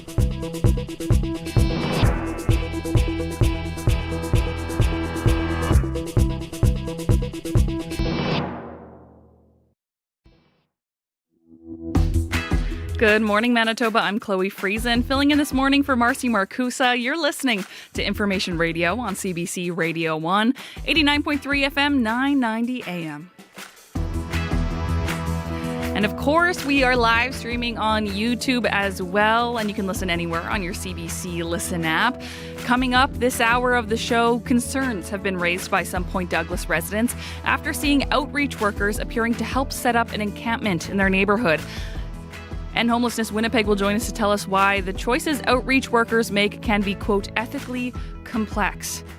Also, still to come, we'll hear from the Charleswood Rotary Club about a delicious, decades-long tradition that helps them raise funds for good causes. But coming up first, a Winnipeg car enthusiast has decided to give up his yearly trips to the U.S. and host his own hot rod road trip in and around Manitoba this June. We'll speak with him coming up next. We turn now to Heather Wells with news headlines. Good morning. Well, a Winnipeg man says he went through 4 days of hell trying to have a lien removed from his home. Jaswinder Brar says a creditor placed a $127,000 lien on 14 properties belonging to a number of different men who all had the same name. The aim was to try to recoup money owed on a semi-truck lease. We'll hear what happened with that. The Winnipeg Foundation is inheriting $500,000 from a woman who left the bulk of her estate to charity. Minnie Bluestein died under the care of Manitoba's public guardian and trustee in 2017. In a note written in 1994, she wrote, "Any relations or friends who feel entitled are each left $1. The rest was to go to charity." The court says Bluestein spent her last decade at a personal care home where no one visited her. We'll hear that story as well in our next local news coming up at 7:30. Thank you very much, Heather. You're welcome. That is CBC's Heather Wells. Hello, and thank you to the team on Information Radio this morning. Brad Lilly's in charge of our YouTube live stream. May McKillop is our show director, and Abby Adiemi is keeping us up to date on the forecast. It's sunny across board from the south all the way tracking it up north. We're seeing sunshine already in Churchill this morning. We do have that special air quality statement in effect for southeastern Manitoba, and we're tracking it all the way down to the White Shell into Pinawa, and then you're going to see it in the Flin-Flon and surrounding areas all the way to Thompson due to the wildfire from smoke in the provincial park area. There's smoke in the air and it's going to be affecting visibility. So if you have breathing issues, it's advisable you just reduce your outdoor times. Looking at conditions in Winnipeg at this time, we started the day cool and clear, temperatures at 8 degrees at this time. The sun is already up. It's a fresh and calm start to the day. As we head through the day, we're going to see the sun stick around. Some clouds are drifting around your lunch break. You will notice light breeze. Temperatures warming up close to 26 degrees. We see 25 in Winnipeg today. And in the southern regions, Brandon, Morris, Dauphin, the Interlake region, we're seeing temperatures already between 8 and 10 degrees. Sunny skies, also smoky haze in the air, and warming up close to 27 in most of this region. Up north, the powerful influence Thompson, Churchill, wildfire smoke is present there. We'll be seeing temperatures at this time between 7 and 13 degrees. Lots of sunshine in play. Temperatures get close to 27 degrees in this region. So in summary, it's sunny and warm day across the province, but that haze will be felt across all the regions, and we'll see temperatures get close to 27 everywhere. All right. Thank you very much, Abby. Thank you. That is Abby Adiemi. Taking a quick look at the commute. No calls yet, no major issues, but some closures you might want to be aware of. Northbound and southbound Chief Peguis is down to one lane in both directions from Lagimodiere to Henderson. This is until May 30th. Eastbound Abinogi-Mikina, your curb lane is closed from St. Anne's to River Road.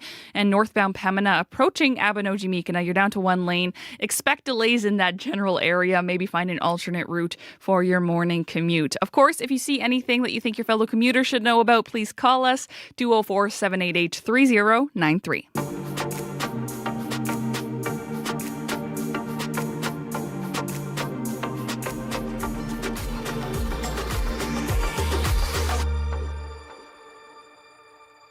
Have you ever heard of the Back to the 50s weekend? It's an annual car show that takes place in Minnesota every summer in June.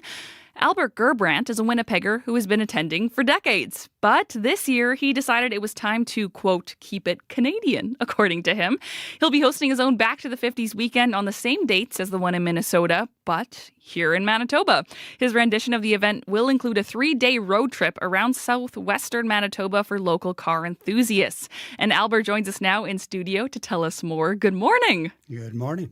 So, Albert, I have a map in front of me that you have shared with some highlighter taking us through the route here.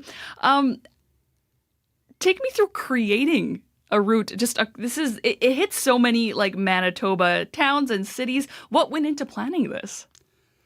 Well, my wife and I during COVID had taken a couple of trips, just day trips or a couple of trips around Manitoba. And when I decided that we weren't going to go to Minneapolis, I tried to recreate something that would interest other people. All right. And can you tell me exactly what it was that motivated you to create this Back to the 50s weekend here in Manitoba? It was just the fact that I didn't want to contribute to supporting the U.S. at this time. How do you feel about the relationship between Canada and the U.S. right now? Well, I think it's awkward. It's a good word for it. I don't appreciate a neighbor that is showing its colors like this. Now, previous years when you've attended Back to the 50s weekend in Minnesota, did you feel differently, or how has that feeling shifted over time? It's only shifted this year. We've gone to this car show since the mid 80s and really enjoy it. And I just wanted to have the one voice or one car that's not going to be there this year. So it was a major shift then, because you've been attending this for decades here. Yeah. What are you hearing from other car enthusiasts in Manitoba about how they're feeling about traveling to the U.S. and then subsequently you hosting this event in Manitoba? Well, I think there's quite a few of the people that I know are in this similar frame of mind as I am. I've heard lots of that's a really good idea about this trip that I'm working on. When did your love for cars begin? Has this always been a hobby of yours? Yeah, I think I've, as a kid, 10 years old, I knew all the cars and the years and I don't know, something inside. So just something Can't about explain them. it, no. Okay, tell me about, do you have a car in particular that you're choosing to drive for this weekend in June? It'll be a 1960 Cadillac. Okay. Tudor Coupe de Ville. All right. So I'm not a car person. So the first question I ask when people talk about cars is, what color is it? Oh, it's unique as it hasn't been painted. It's got a lot of patina on it. Okay. From a lot of road rash from over the years. It's weathered. It's weathered. It's weathered. Yeah, it's just like the driver. Okay, so tell me more about the road trip. Where are we starting this journey? I've got the map here, but there's, I guess, one of these is the start, one of these is the end here, this blue highlighter. So which is the start? No, there is no start. There's no start? The way that this is going to work, because all the towns in Manitoba, little towns, they can't support a large group of cars all coming at one time. So what the idea is that people get their group of friends or cars that they travel with and decide where they would like to overnight, how far they would like to go each day, and book your room and go from the start anywhere and finish anywhere. Right. So you're not just all over running Altona or something. No. Okay. No. And I'm sure you've been thinking about this a lot. You were showing me earlier there's a bit of a checklist of things to do. That's probably going to stimulate some local economies. Is that something you were thinking of as well? Yes. Yeah, in Canadian dollars, of course. So it's more economical than the trip down to the States. And, try to help the little communities around town. There's lots of interesting places to see, or each town or a lot of towns have little statue or something that they're proud of, or an old building or a fallen down building where it's a photo op for the old car. Exactly. Okay. So cars can join kind of at any point, but if someone was to do the entire route that's in blue highlighter here, how long would it take them? It's about 1,100 kilometers. Okay. So it's Minneapolis is usually, it's from the 19th to the 22nd of June. And we're going to do it in 4 days, but other people may choose to do it in 3 days or even 2 days. Yeah. 2 days. Okay, so those are maybe cars that aren't as old, can go a little faster? Oh, no, they're old cars can go fast. Okay. They're not all original. See, I am showing my lack of knowledge here, but I'm learning a lot. Okay, so how excited are you about this trip? What does it mean to you to host it here in Manitoba? This is the first time that it's happening. You're kind of replacing this old event that's been part of your life for a long time. How does it feel to make it happen here? I don't know if I'm replacing the event. I'm just... I wanted something that would occupy my time where traditionally I have been doing something that I like doing. Right. Spending time with people that I like spending time with. Similar interests. Road trip snacks. Road trip snacks. Yeah. What do we pack for something like this? That's not my department. That's not your department. You just, okay, so someone brings the snacks for you and then you just kind of get handed things. That's a good deal. That's my wife. I like it. Well, a big shout out to your wife then, because I'm probably the road snack person who's more focused on that than the driving. So for those who are listening, they might have a hot rod, they might have an old car, and they're interested. What would you like to tell them in terms of how to join and why they should join? Well, it's open to any special interest vehicle. The more information is on msra.ca on the Manitoba Street Rod Association's website. Very cool. So for those who can't make it, but potentially, will there be other Manitoba Street Rod events this summer that they can attend?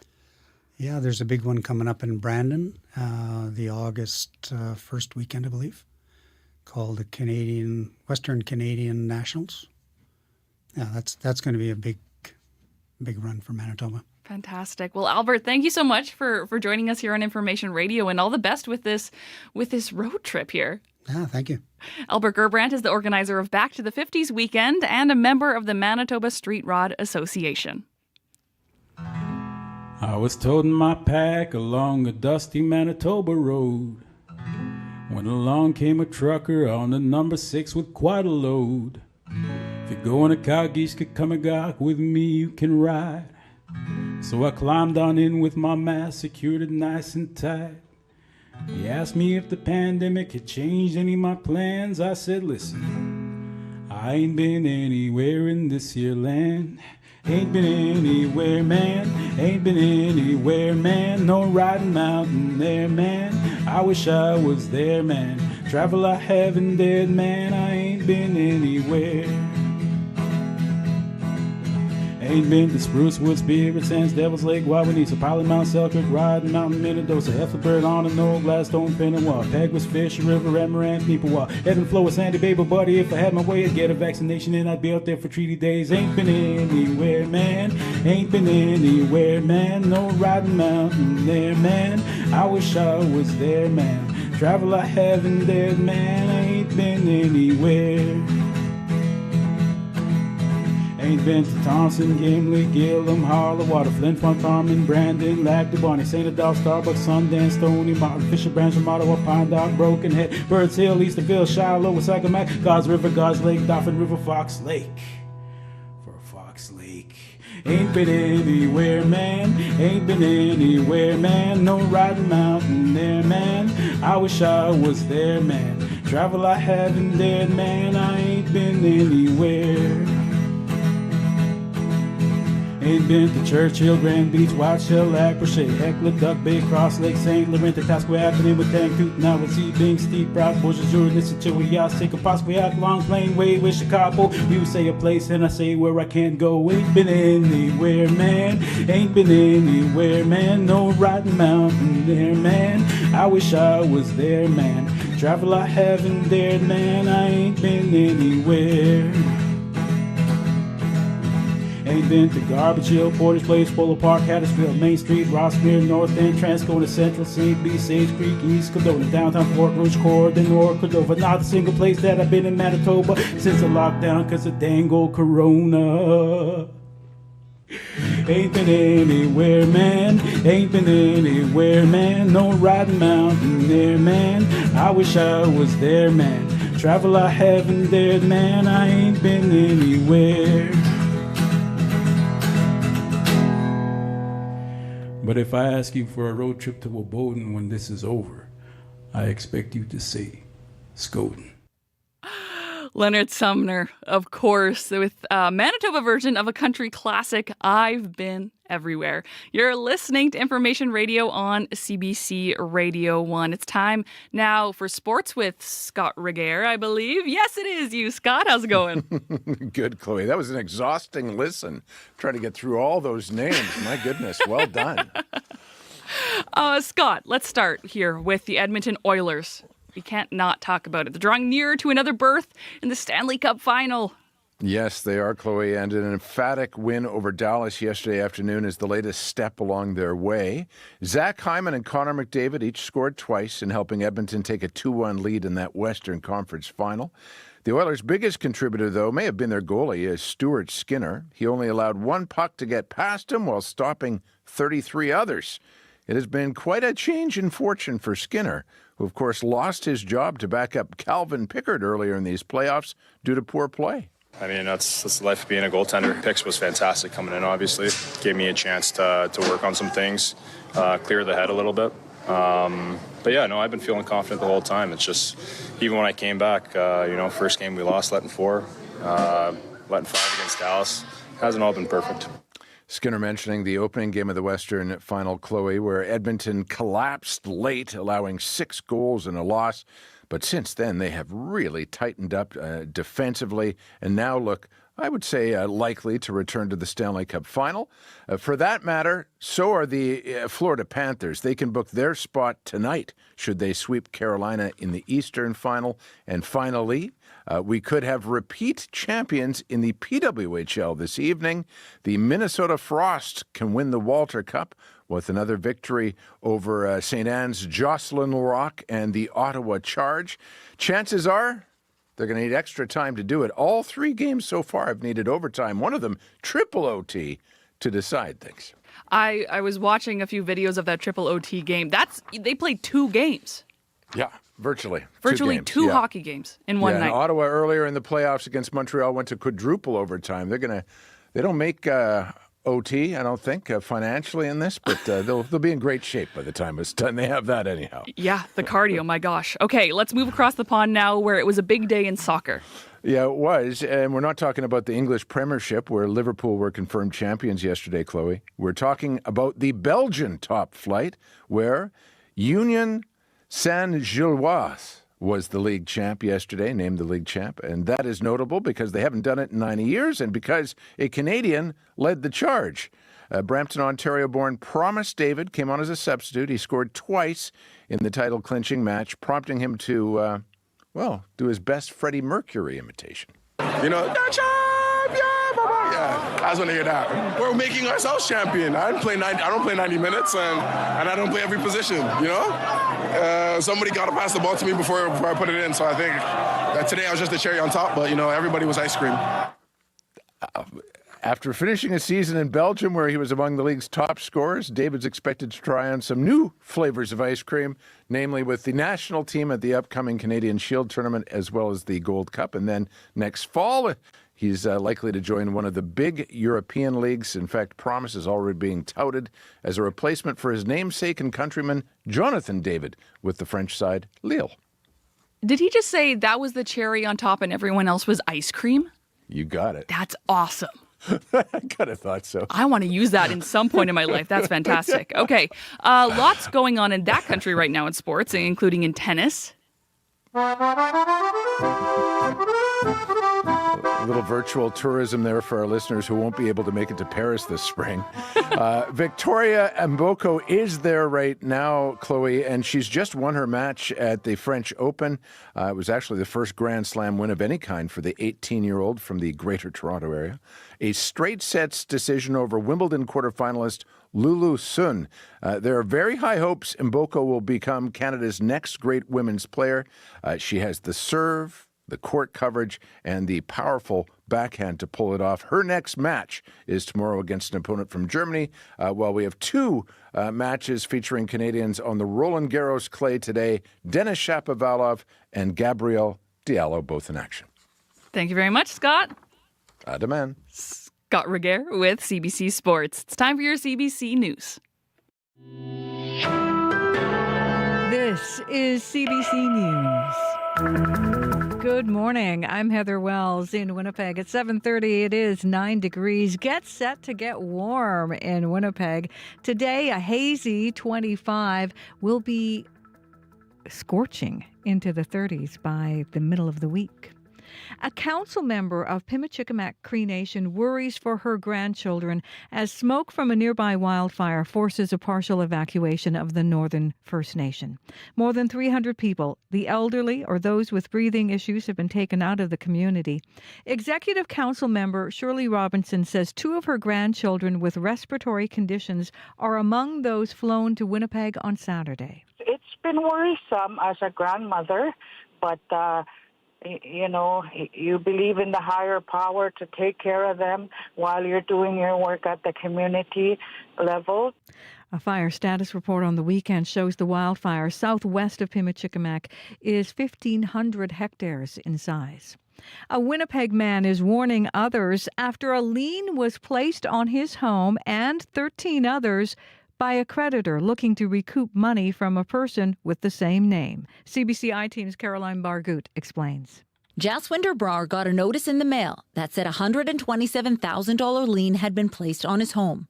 The lien was for money owed on a semi-truck lease. The 45-year-old software engineer later learned the creditor had placed liens on a total of 14 properties owned by numerous people named Jaswinder Singh Brar. I feel they just wanted to flush out all the Jaswinder Brars and get to the real one.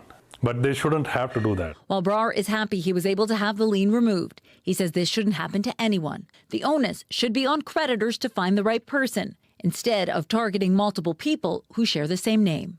Caroline Bargut, CBC News, Winnipeg. A Manitoba judge has ruled the estate of a woman who was under the care of the public trustee is going to charity. In 1994, Minnie Bluestein left a note saying any family or friend who felt entitled to her estate should get $1. She wanted the rest to go to charity. Bluestein died in 2017, and the court admitted that note as her final will. Her estate will now be used to set up an endowment fund to finance scholarships at the Winnipeg Foundation. Jennifer Litchfield, a lawyer with the charity, says cases like this are very rare. The only other one I'm aware of was many years ago, probably like 20 years ago. They're not very common. Usually there's some family member living. The court says Bluestein spent her last decade at a personal care home where no one visited her. The judge says she had a good reason to leave her estate to charity.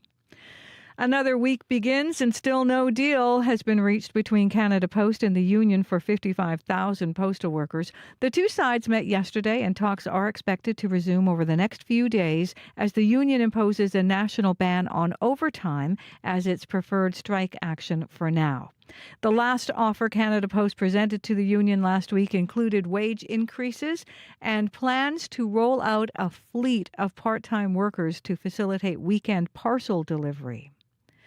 King Charles is making his first royal visit to Canada since his coronation 2 years ago. He and Queen Camilla will touch down this afternoon in Ottawa, where they will meet Prime Minister Mark Carney, Governor-General Mary Simon, and community members.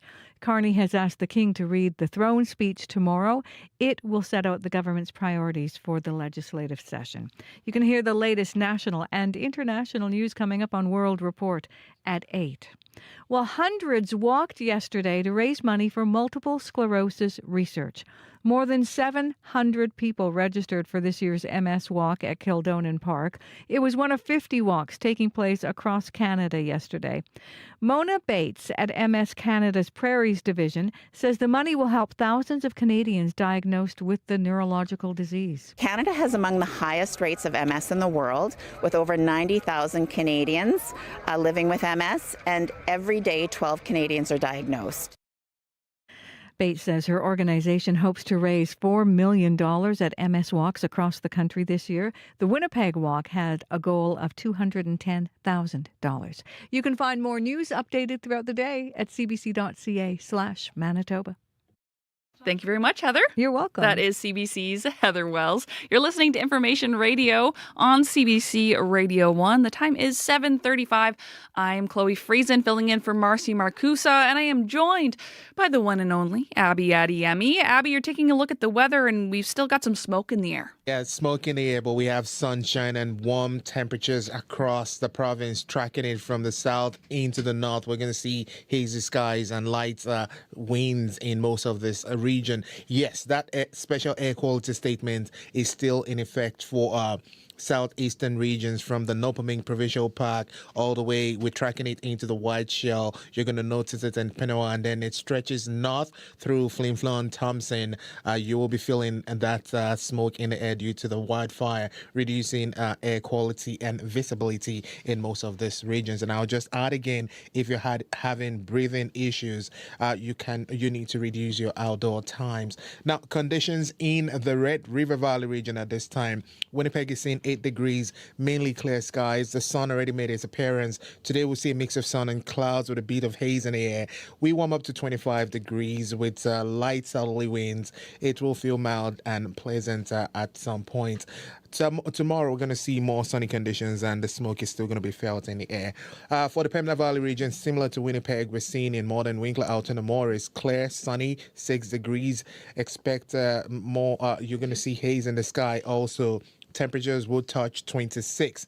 In Brandon, it is sunny and 5. Today will be warm and sunny. Some afternoon clouds will roll in. Haze will be felt. Highs would get to 25. Also, Dauphin is at 8 degrees and sunny at this time. The Parkland region is expecting hazy skies and sunshine throughout the day, warming up to 27 degrees later. In Gimli, we're seeing temperatures hover around 3 degrees and 4 degrees for the Interlake region. Expect a sunny morning, then we'll see that transition to a mix of sun and clouds. The haze will be felt in the air by the afternoon period, and temperatures will only climb to 26 degrees with some mild southerly winds coming your way. In the powerful influence surrounding areas, temperatures around 13 degrees at this time. The sun already made its appearance there. That special air quality statement is in effect for that region due to that wildfire smoke. Expect sunshine and local smoke today. High touches 25 degrees. Similar conditions we're seeing in Thompson, 10 degrees, smoke in the air, warming up close to 26 degrees. And then further north, we're seeing Churchill at 7 degrees at this point. Lots of sunshine in the forecast. We'll also see smoke in the air in that area. And then temperatures will touch 27. So up north, we're seeing most of the regions up north getting to 27 degrees, while down south we will see more like 25, close to 27. Winnipeg is like matching that warm trend across the province today, warming up close to 25, but right now it is 10 degrees. All right. Thank you very much, Abby. Thank you. Looking at the commute, no calls, so no major issues at the moment, but some closures to be aware of. Northbound and southbound Chief Peguis, you're down to one lane in both directions from Lagimodiere to Henderson. This is from May 26th, which is today, until May 30th. Eastbound Abinogi-Mikina, your curb lane is closed currently from St. Anne's to River Road. And northbound Pembina approaching Abinogi-Mikina, you're down to one lane as well. Expect delays and plan an alternate route if you can.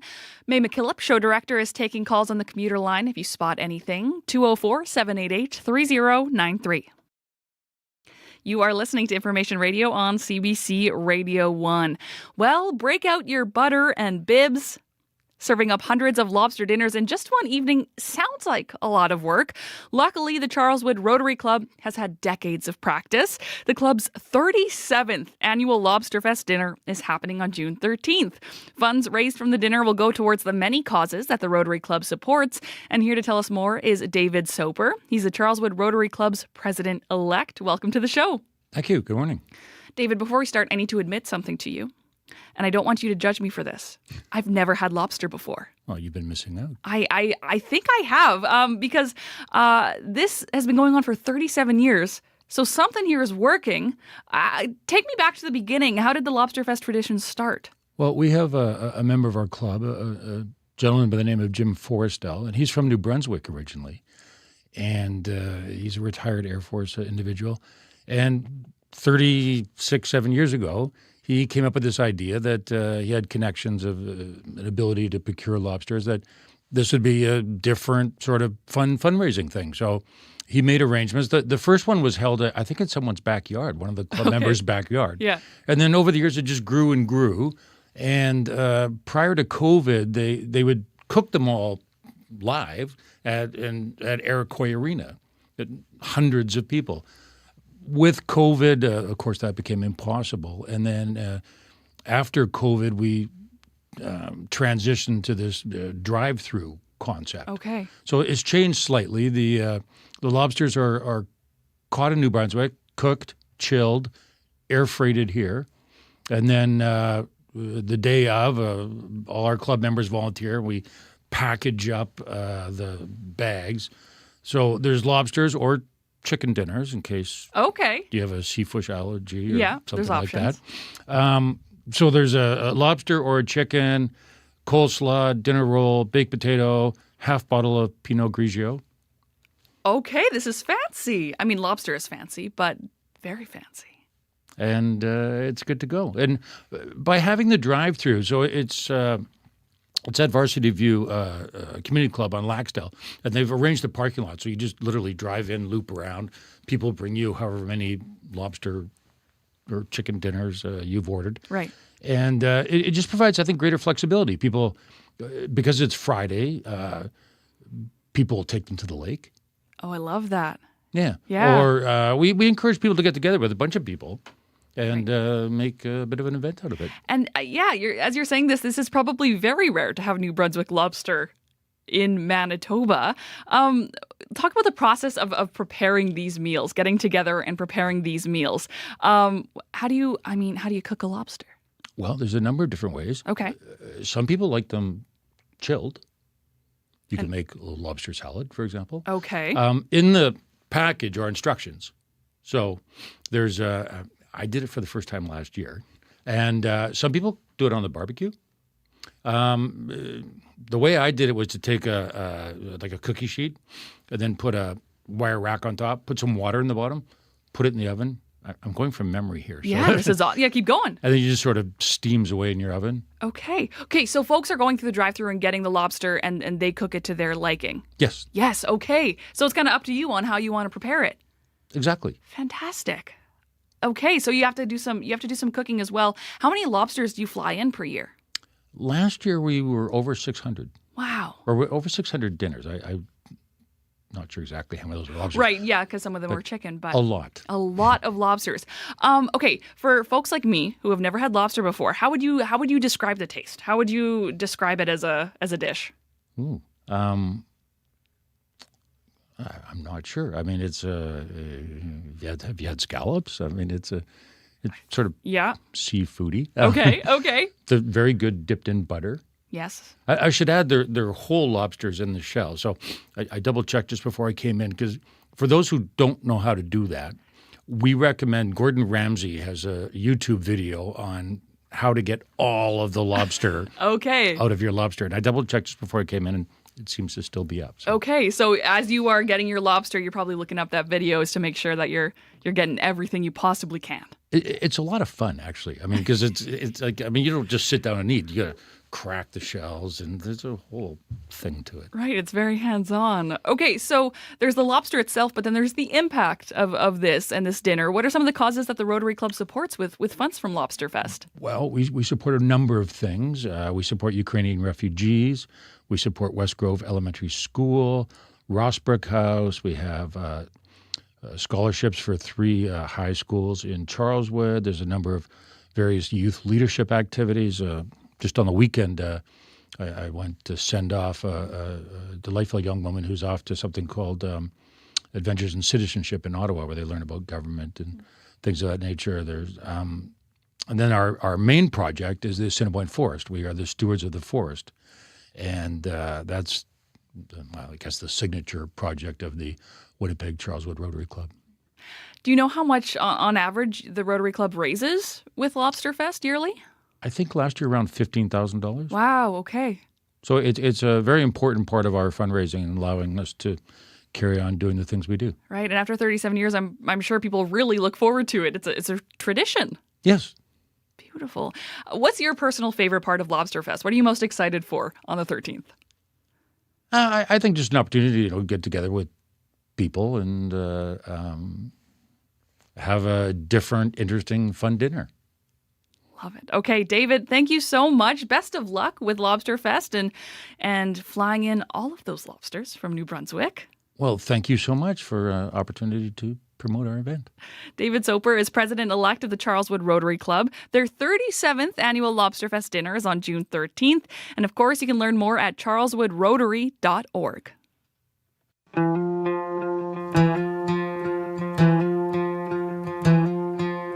Woke up with the daylight after a good day and a long night. I'm tired, but it's alright. I'm living again.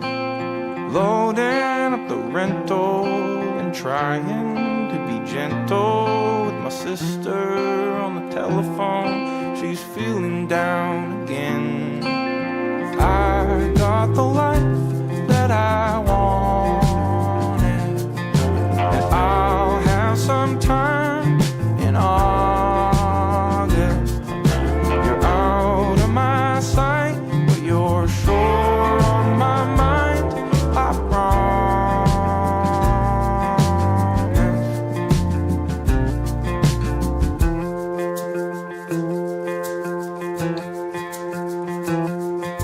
I just missed the pool hour, so I settled for a hot shower.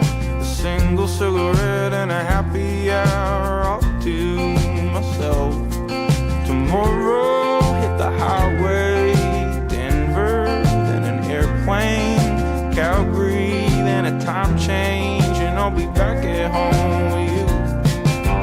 I got the life that I wanted, and I'll have some time in all.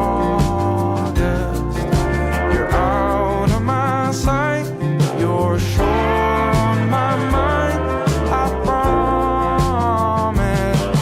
And when I'm away, I hope you don't feel like it's part-time, babe.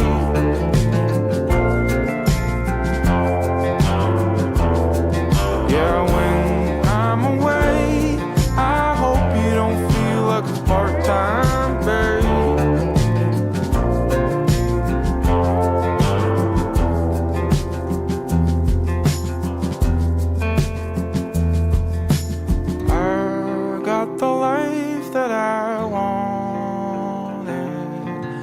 I'll have some time in August.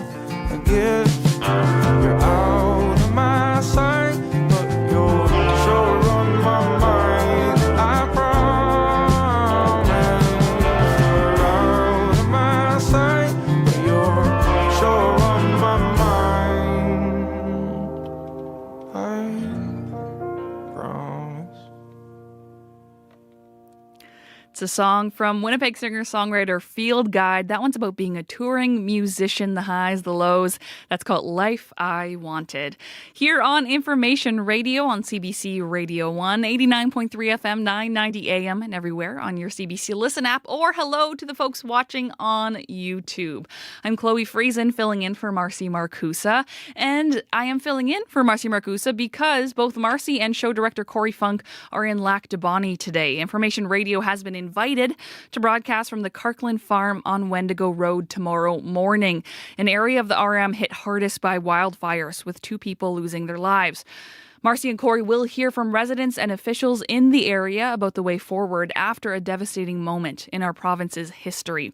If you're a resident of that Lac du Bonnet area or surrounding areas, we want to hear your thoughts. You can share your thoughts with Information Radio. You can send us an email at radio893@cbc.ca. That's radio893@cbc.ca. Marcy and Corey will be monitoring that email address as we go through the next couple of days here. Again, Information Radio will be broadcasting live from a property on Wendigo Road tomorrow morning in Lac du Bonnet, sharing stories from that community. The richness of cultures celebrated in film and the action, romance, comedy, and documentaries you love to watch. Fascination Film Festival is coming to Winnipeg, and you're invited. The talents of Asian Canadian and Asian American filmmakers highlighted in one film festival. Connect and get inspired at Fascination Film Festival, May 22nd to 25th, proudly sponsored by CBC. Visit cbc.ca/Manitoba/community for more. Following on a story we covered last week, some residents in Point Douglas want to know why a nonprofit organization that gets government money to help combat homelessness was seen helping set up an encampment. The Point Douglas Residents Committee sent a letter to Main Street Project, the Premier, the Mayor, and End Homelessness Winnipeg. The letter outlines concerns about outreach workers in a van with Winnipeg's Main Street Project being seen by the riverbanks last week. Here's Howard Warren, a North Point Douglas resident, describing what he saw. Instead of the workers just getting out with their single-use plastics, there was people getting out of the van as well, and they were hauling out tents and tarps and suitcases, all, with Main Street Project workers standing there and assisting them unloading out of the van. I thought, well, this is a little out of the ordinary. That was North Point Douglas resident Howard Warren describing what he saw last week. And Homelessness Winnipeg says it understands the concerns raised, but adds it's an issue that is often complex, especially when it comes to decisions outreach workers face when they're working on the streets. Jason Whitford is the CEO of End Homelessness Winnipeg. He joins us now over Zoom. Good morning, Jason. Hey, good morning, everyone. What were some of your initial thoughts when you received the letter from the Point Douglas Residents Committee? My initial thoughts were, well, I need to find out more details and find out what the circumstances were that was resulting in these actions that were reported back to us. What did you discover after doing some looking? Well, I've connected with the executive director of Main Street Project, and I thought him as the first point of contact, as one of the go-to partners within this resource. And I wasn't going to speculate that they were not doing what they were intended to do. I knew that there would have been, and there likely is, a valid reason why those actions were such. And I do understand that there's some privacy concerns, but I believe that they were responding to a safety issue that those individuals were experiencing in a different location, and they were brought to a location. We can't force individuals to different places, such as shelters, etc. The entire focus of the province of Manitoba's Your Way Home strategy is to house people, and we're 100% on board with that. The partners are on board with that, and it is my understanding that these individuals that were in that encampment are being housed, if not already housed, as we speak. In a release sent out on Friday, End Homelessness Winnipeg said, quote, "No one wants encampments, but we must admit that when a person is in distress and has no safe shelter option immediately available, the choices left to outreach workers become limited and ethically complex," unquote. Can you explain what you mean by ethically complex? I think that phrase isn't fully understood by a lot of people. Well, I think, there's a lot of pressure placed on the resources there. They're doing incredible work out there. Ethically complex is that you have a lot of pressure from communities throughout Winnipeg and other places to remove people, to state that the environmental issues are of concern. And I know that there are environmental concerns but it's a humanitarian crisis that we're facing right now with the housing crisis, and we need to help people. We have to understand that they've faced many obstacles and barriers and mistrusts with systems that are out there. It's the first role and the function of the outreach resources to build trust, to have some respect for the individuals, and to help restore them to where they need to be, which is housing. None of us want to see people reliant on self-reliant on housing themselves throughout encampments throughout our city. None of us want to see that. It's proven that life in an encampment has devastating effects on an individual's mental health, physical health, spiritual health. They're more susceptible to kind of illness, to harm, exposure to elements. So there's a lot of, I think, some factors that people believe that people are in encampments because they're willfully there and they just want freedom. But the big reality here is that we have an affordability shortage of housing throughout our city, and that's been documented as the cause for most people's houselessness, and we have to address that. And people that are in encampments, we have to build the trust, we have to get the housing, and then we have to know where to find them in order to help them get housed and point A, point B, point C, and help address the issues that they're experiencing. Jason, I want to ask about the misconceptions people might have around the work that outreach workers do. What do you think people need to know about the role of outreach workers with organizations like Main Street Project or other organizations within the city who are working with the homeless population? These outreach resources and community-based organizations are often a last line of hope and a beacon for the community members that are experiencing this. Sometimes the addictions or the other circumstances have resulted in alienation from families, and it's the outreach resources and the community-based organizations that provide that non-judgmental support and that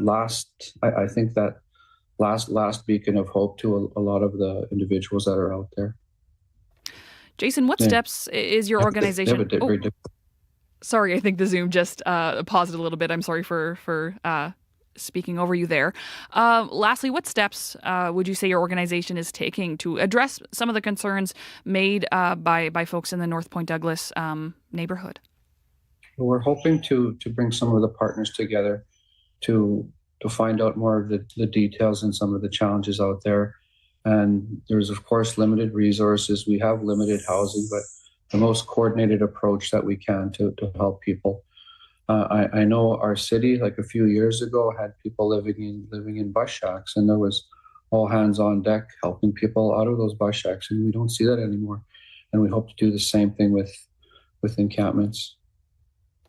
Of course, the housing creation, but I think in order to really get ahead of ending chronic homelessness in our city, we need to work with those inflows into homelessness and try to I guess erect some structures and processes, some systems changes to slow that flow into homelessness, which is a big part of the solution.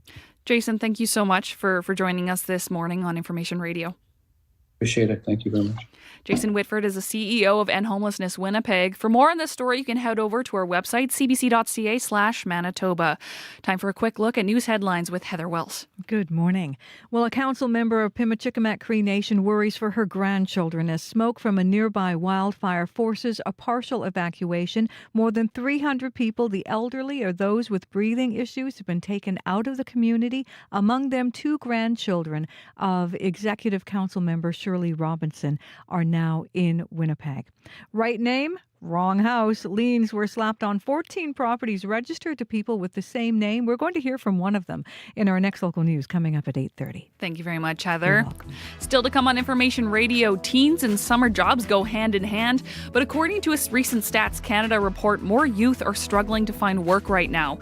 Whether it's because of companies worried about tariffs or a looming recession, there seems to be a real struggle to find summer postings. Or is there? We're going to speak with the owner of a Winnipeg grocery store after 8 o'clock. That's coming up here on Information Radio. World Report is next.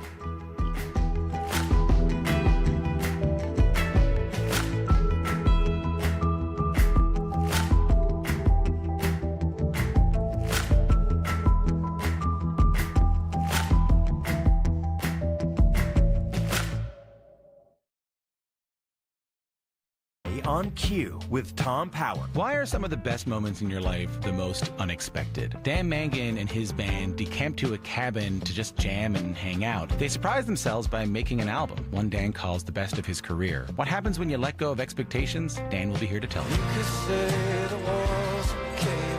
That's coming up on Cue, followed by Commotion with Elamine Abdel Mahmoud on CBC Radio 1, the CBC Listen app, and everywhere you get your podcasts. The CBC News is next. Coming up in half an hour, it's The Current with Matt Galloway. The chef and TV star Michael Smith has spent the last decade experimenting with cooking over open fire. Now he wants to share what he's learned, including how the flames have taught him to live in the moment. Chef Michael Smith, coming up on The Current.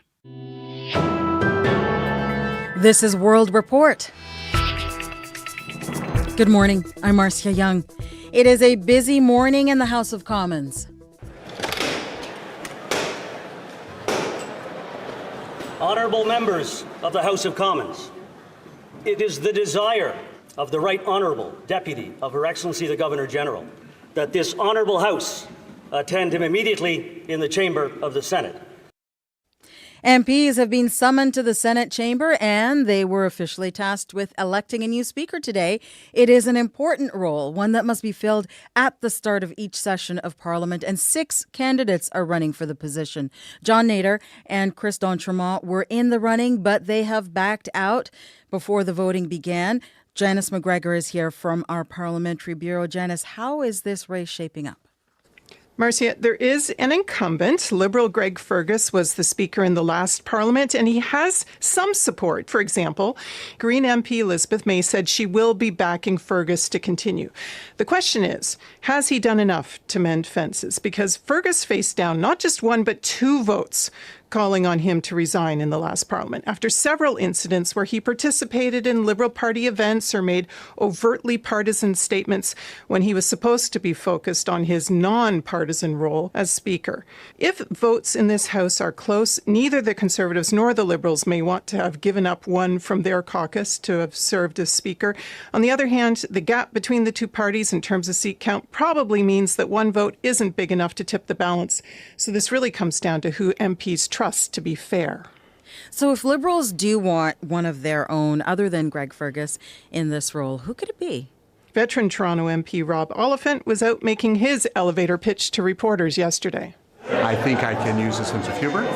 I can use my experience, and I can use good judgment. And also I can be both firm and fair. We could also see a female speaker elected. Deputy Speaker from the last Parliament, Alexandra Mendez, is running, as well as Sherry Romanato, both from the Quebec caucus. After a series of speeches from all the candidates this morning, MPs will cast a single ranked ballot marking their first, second, third choices. We should have a winner by midday. Thank you, Janice. You're welcome. The CBC's Janice McGregor in Ottawa. Health officials in Gaza say more than 50 people have been killed by Israeli airstrikes overnight.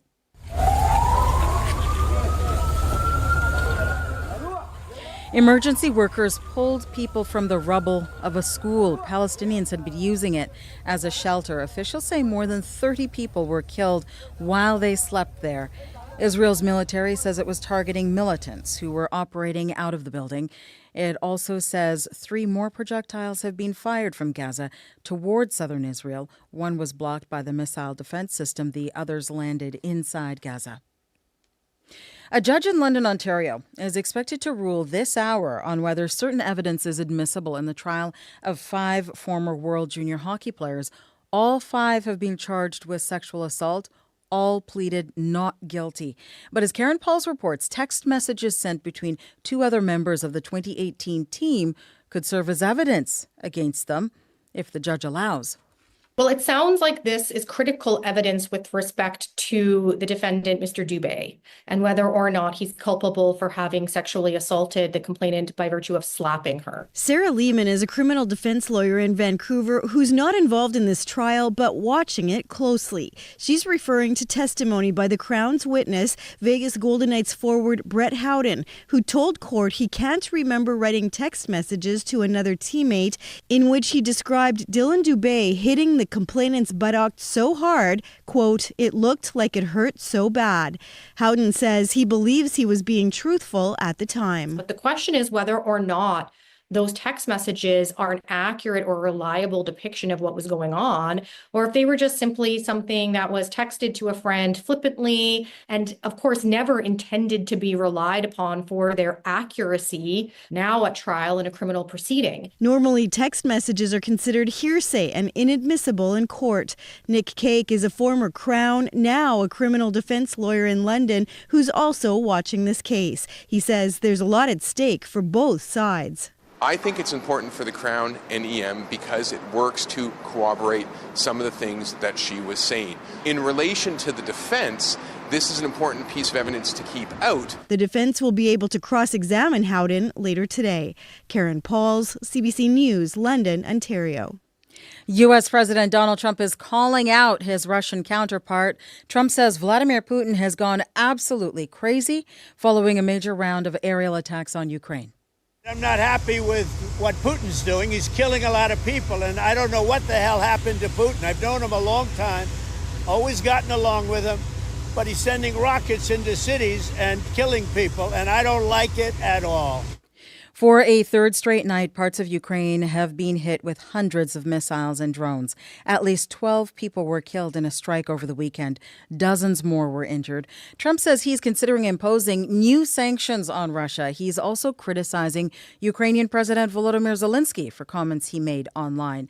In a post on social media, Zelensky said, "It appears that the world is spending more effort on dialogue with Putin than pressuring him to end the war." A man in BC had his credit score completely wiped out due to a policy that could affect millions of Canadians.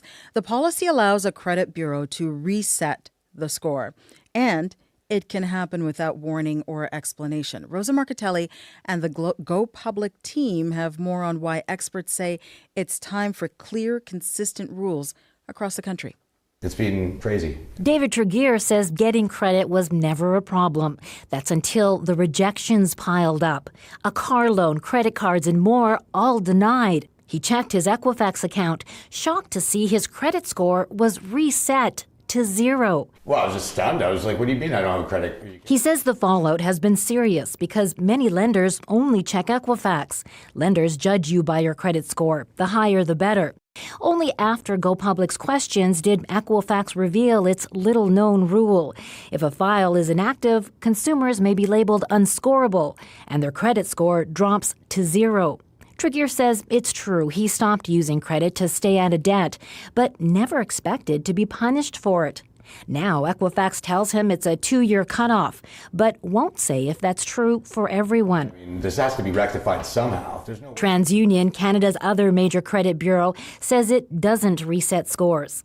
Our investigation reveals a major flaw in Canada's credit system. No rules govern how bureaus manage scores, putting consumers at risk. Jeffrey White from the Public Interest Advocacy Centre wants Ottawa to create national standards instead of relying on uneven provincial oversight. It tells me that there's a lack of common sense rules in place. Canada's finance ministry would only say credit bureaus aren't under federal control. Equifax wouldn't talk specifics, saying it prides itself on being a trusted steward of personal data. Rosa Marcatelli, CBC News, Calgary. A Cree woman in Saskatchewan is proving it is never too late. Louise Fraser has just completed her education degree. She's 87 years old. As Alexander Silberman reports, she is so passionate about teaching her language, she went back to school. I just keep thinking about my goal. Louise Fraser's walk across the Saskatoon graduation stage in a blue ribbon skirt was a moment she dreamed of for decades. Oh my gosh. At 87 years old, Fraser is the oldest graduate in the history of the University of Saskatchewan's Indian Teacher Education Program. It's designed for First Nations students who want to get a Bachelor of Education degree.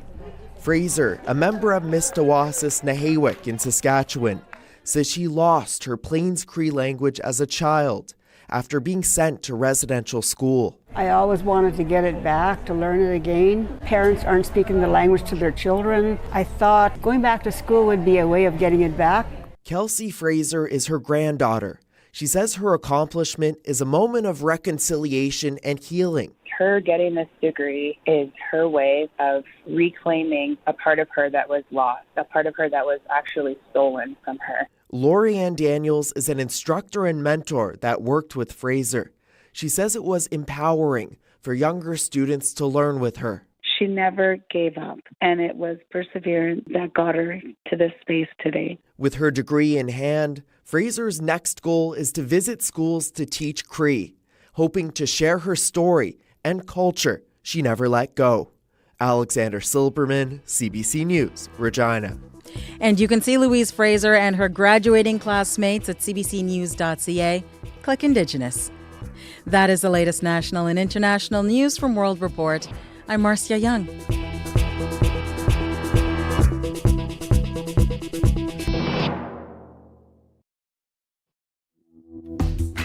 Good morning, Manitoba. I'm Chloe Friesen, filling in this morning for Marcy Marcusa. You're listening to Information Radio on CBC Radio 1. 89.3 FM, 990 AM, anywhere on your CBC Listen app, or perhaps you are watching our YouTube live stream. Still to come on the show, teens and summer jobs go hand in hand, but according to a recent Stats Canada report, more youth are struggling to find work right now. Whether it's because of companies worried about tariffs or a looming recession, there seems to be a real struggle to find summer postings. Or is there? We're going to speak with the owner of a Winnipeg grocery store just after 8 o'clock. You're listening to Information Radio on CBC Radio 1.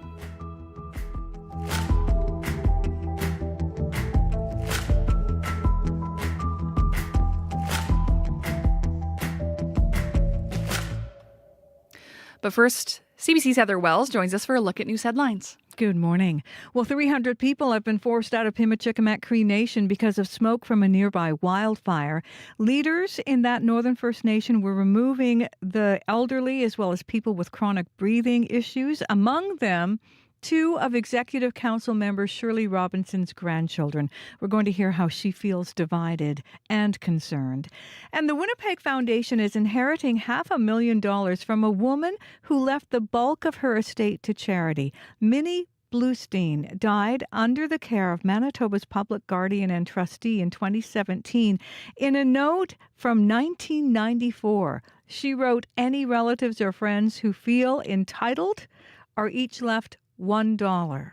The rest was to go to charity." We'll hear why a judge agreed in our next local news coming up at 8:30. Thank you very much, Heather. You're welcome. That's CBC's Heather Wells. I'm Chloe Friesen, filling in for Marcy Marcusa. May McKillop is our show director this morning. Brad Lilly's running that YouTube live stream, and Abby Adiemi is our show technician, and of course brings us our weather forecast. Yeah, look, Chloe, we jumped from like those 8 degrees and 5 degrees and to the mid-teens now in most of the regions in the southern parts of the province. We're starting the week with a warm and sunny note. It's a kind of day you don't want to leave your sunglasses at home. However, you should also remember we have that air quality statement in effect for much of southeast Manitoba from Anopaming, Whiteshell, Pinawa, and that stretches north through Flin Flon into Thompson due to that wildfire smoke, which is reducing air quality and visibility in those areas. So if you're having breathing issues, I would advise you reduce your outdoor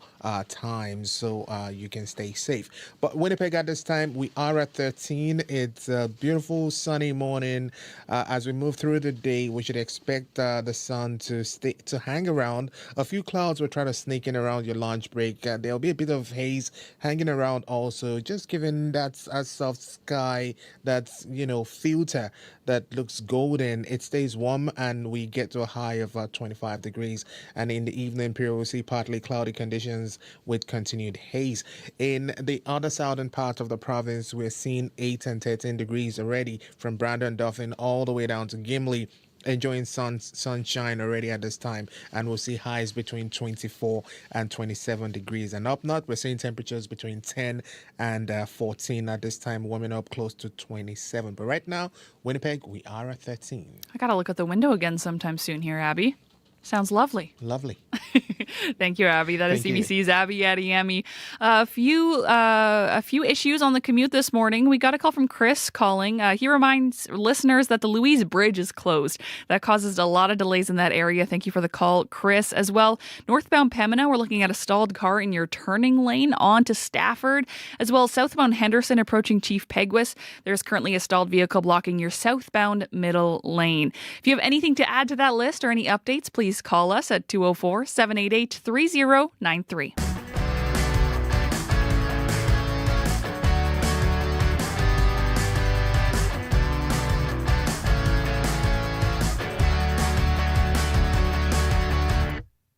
When you're a teen, summer is the best time to get work experience and save a little bit of extra cash.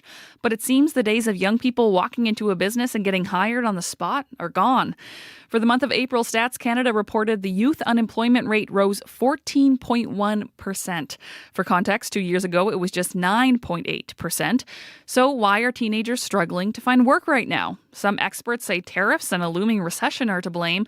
But what do employers have to say? Ramsey Zaid is one of the owners of Food Fair, a grocery store chain here in Winnipeg. Most of the people that work in his store are part-time, are high schoolers and university students. And we've reached Ramsey to get some insight. He joins me in the studio. Good morning. Hi, good morning. Thank you for having me today. So on top of hiring teens, you're also a parent. Yes, I am. How surprising is it for you to hear that 14.1% of youth are currently unemployed? Honestly, it's not surprising at all. A lot of young people these days, the work ethic that was once there isn't there anymore. Social media, I think, has a lot to do with that. You see a lot of people on social media, doing these 30-second clips that are getting these likes and their views, and they're getting paid millions of dollars. So you have, this generation that thinks that they can go onto social media, make this 30-second video, and get paid millions of dollars. And when they don't, they're shocked.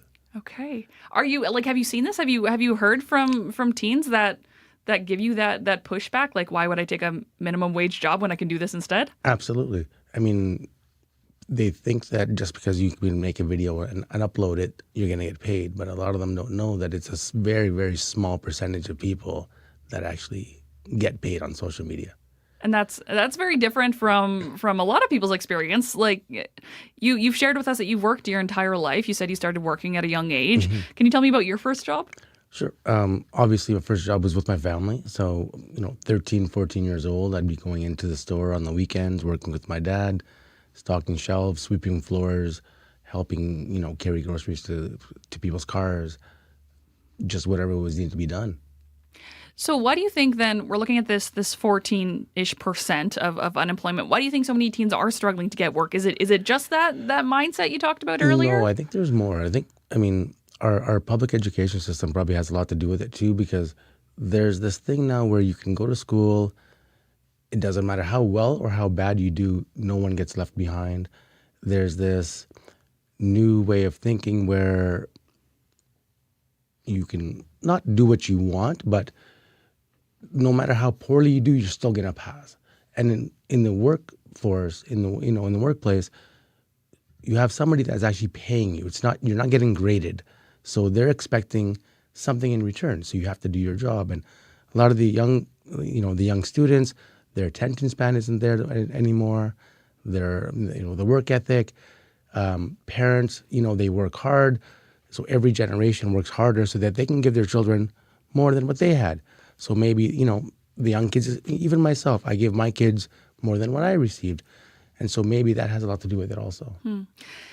Some might say that it's a pretty harsh overall look at teenagers right now. Is that what you see across the board? No, there are definitely exceptions. There are, we have some great kids that come and that work for us, and there are great kids that work, at other locations too. It's just, you see it kind of right across the board, right? The attention span isn't there.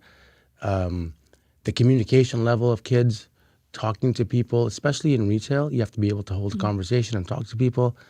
A lot of kids can't communicate. They can text better than I could ever text. They can probably type faster than anyone. You know what I mean? Yeah. But when you're in retail and somebody comes and talks to you, you have to be able to hold a conversation. And a lot of kids can't do that right now.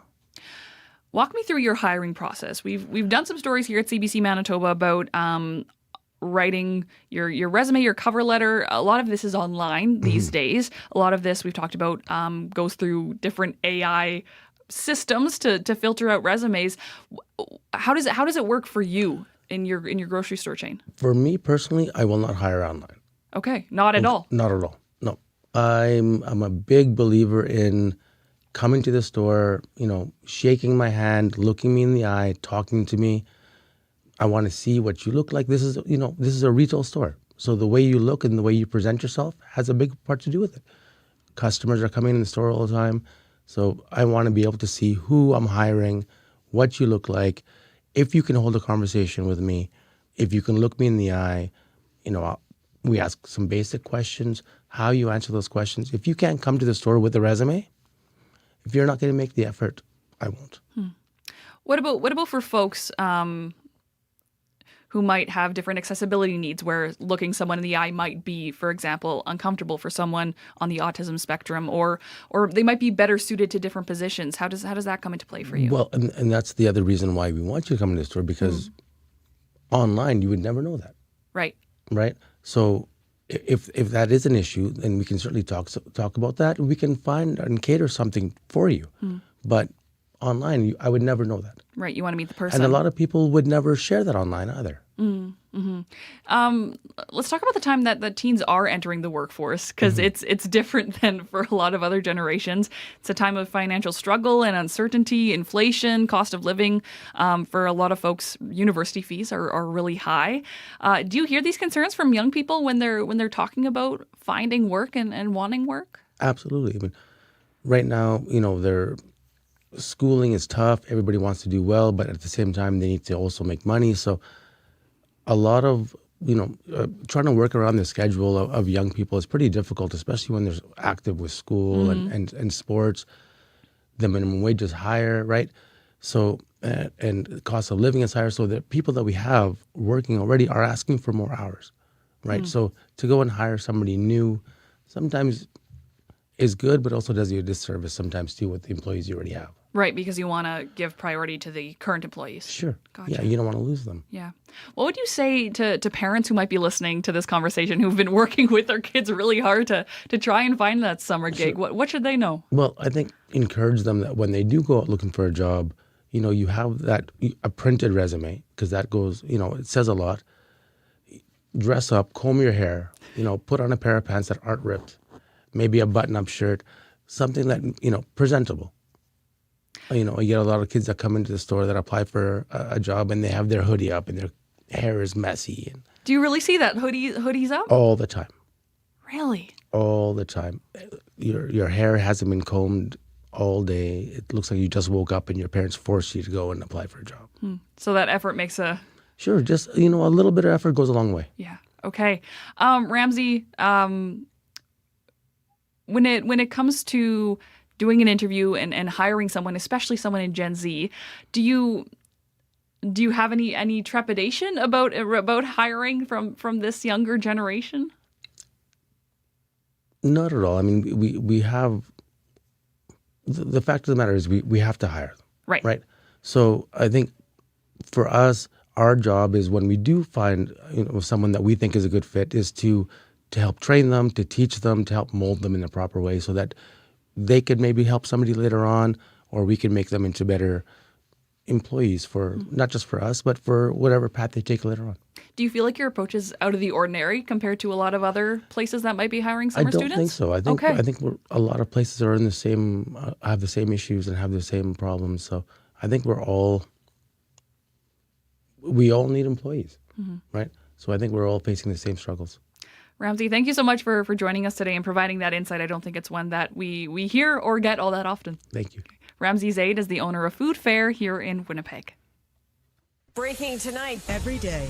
The tariffs are very good. They're very powerful. Canadians are always ready when someone else drops the gloves. We bring context to chaos. What are the consequences of this action? We must retaliate. In our own backyard. Come on! Just a plane crash! And beyond our borders. It's the scene of an airstrike. You're gambling with World War III. Negotiations are ongoing. From the source you can trust. It's time to dig deeper into the story. The National, Canada's newscast. Tonight on CBC. Breaking news happens anywhere, anytime. Police have warned the protesters repeatedly, get back. CBC News brings the story to you as it happens. Hundreds of wildfires are burning. Be the first to know what's going on and what that means for you and for Canadians. The situation has changed very quickly. Helping make sense of the world when it matters most. Stay in the know.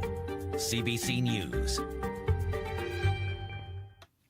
The time is 8:24. You're listening to Information Radio on CBC Radio 1, 89.3 FM, 990 AM, and everywhere on your CBC Listen app. And hello to the folks watching and listening on YouTube. Talks between Canada Post and negotiators from its union are expected to resume over the next few days, its union said Sunday. Last week, the Canadian Union of Postal Workers issued a 72-hour strike notice that could have seen workers walk off the job Friday morning. Instead, the organization issued a national ban on taking overtime work while it considered the latest deal.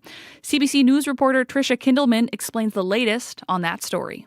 If we take a step back and kind of look at how we got here, there was a late in the week offer that was tabled from Canada Post. In response to that, the union did ask for a 2-week pause, which would have delayed their job action. But Canada Post said, no, we'd like you to respond, please. So since that was what they asked for, the union said, we're still going to need some time with the offer, but we're going to go ahead with our job action anyway. Now, the union touched on that offer in a statement yesterday, saying that CUPW was given just a day to rush through the content of the offers, wholly inadequate to be able to carefully consider the detailed legal wording of the 700-page offer. They went on to say that negotiators are working hard to carefully evaluate the offers and prepare a response. Now, we do know that within that offer, there was a 13.5% wage increase that would have been distributed across a 4-year period. It also added 6 personal days into the next collective agreement and what the company referred to as better income replacement for those on short-term disability leave. That said, though, the two sides do still seem to be locked in a stalemate, which is why the union did go ahead with this overtime ban. Now, what that means is, of course, employees will not be working any more than 8 hours, but it also does mean that if a carrier does not finish their route, they still have parcels, letters, that sort of thing, those will get returned to the depot, and then they'll pick up where they left off on the following day. A lot of people have talked about their concerns around the volatility with this mail service issue right now, particularly small business owners. When there was a work stoppage back in the late part of last year, they saw some major impacts on their businesses. Here's what one of them told us.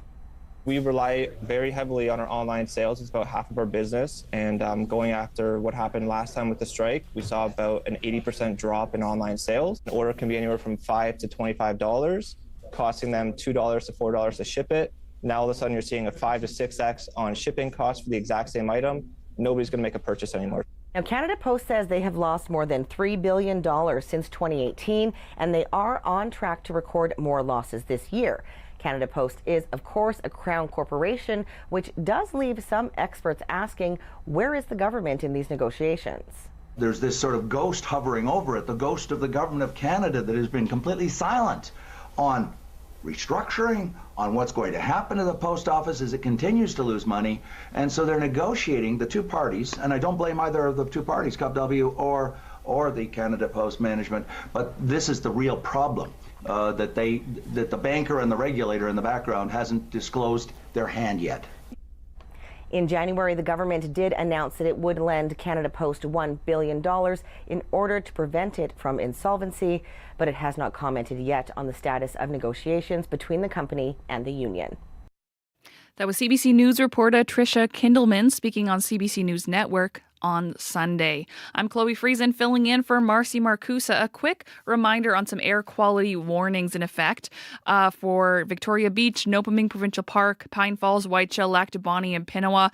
That warning is still in effect due to smoke from local wildfires. It's causing poor air quality and reduced visibility. Warm and dry conditions will continue to support wildfire activity this week. Winds also light, which will cause smoke to linger for a prolonged period. A special air quality statement is now in effect for Cross Lake, Flin Flon, Thompson, Waboden, Lynn Lake, Brochet to Dooley Lake, surrounding areas in northern Manitoba. That is expected to cause poor air quality and localized reduction in visibility. We will get another quick look at your weather forecast from Abby Adiemi shortly for some more updates on that. But for now, I am joined by Marjorie Dowhouse, host of Radio Noon. Marjorie, what do we have to look forward to today? Well, sorry, let's turn on my mic. That always helps.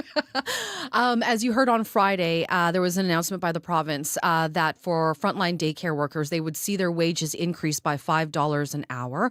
Well, the executive director of the Manitoba Child Care Association will join us. We want to hear from you, the parents, about what you're seeing in childcare. Are you someone who's on a wait list? Do you have a great childcare provider? We're going to be talking all about childcare coming up here on Radio Noon, so get ready for your questions after 12:30. All right. A lot of people have a lot of stakes in childcare in a lot of different ways. So fascinating conversation. Yeah. Thank you so much. Thanks, Chloe. That is Marjorie Dowhouse. Tune into Radio Noon at 12 o'clock. That call-in starts after 12:35. Quick look at your commute here. We're looking at a couple of stalls. Northbound Pembina, stalled car in the turning lane onto Stafford. Southbound Henderson approaching Chief Peguis. A stalled vehicle is blocking your southbound middle lane. I'll have a more in-depth look at your traffic coming up shortly here, just after your CBC local news. This is CBC News. Good morning. I'm Heather Wells in Winnipeg. At 8:30, it's sunny. It's 13 degrees. We're headed to a high of 25. It's going to be hazy again today. 300 people have been forced out of Pimicikamak Cree Nation because of smoke from a nearby wildfire. Leaders in the Northern First Nation were removing the elderly and people with chronic breathing issues. Executive Council member Shirley Robinson stayed behind to help with evacuation communications. She says 2 of her grandchildren have respiratory issues and were flown to Winnipeg on Saturday. My mind has been with my twins out in the city where they were evacuated to. At the same time, my heart is with my other grandkids here and my role as a leader in my nation. That wildfire southwest of Pimicikamak is 1,500 hectares in size. The head of End Homelessness Winnipeg says there's more than meets the eye to a situation where outreach workers appear to have helped set up an encampment along the riverbank. Last week, CBC reported concerns of the Point Douglas Residents Association after a Main Street project van was seen unloading a tent and tarp. The association says they appeared to go against the goals of helping people find housing.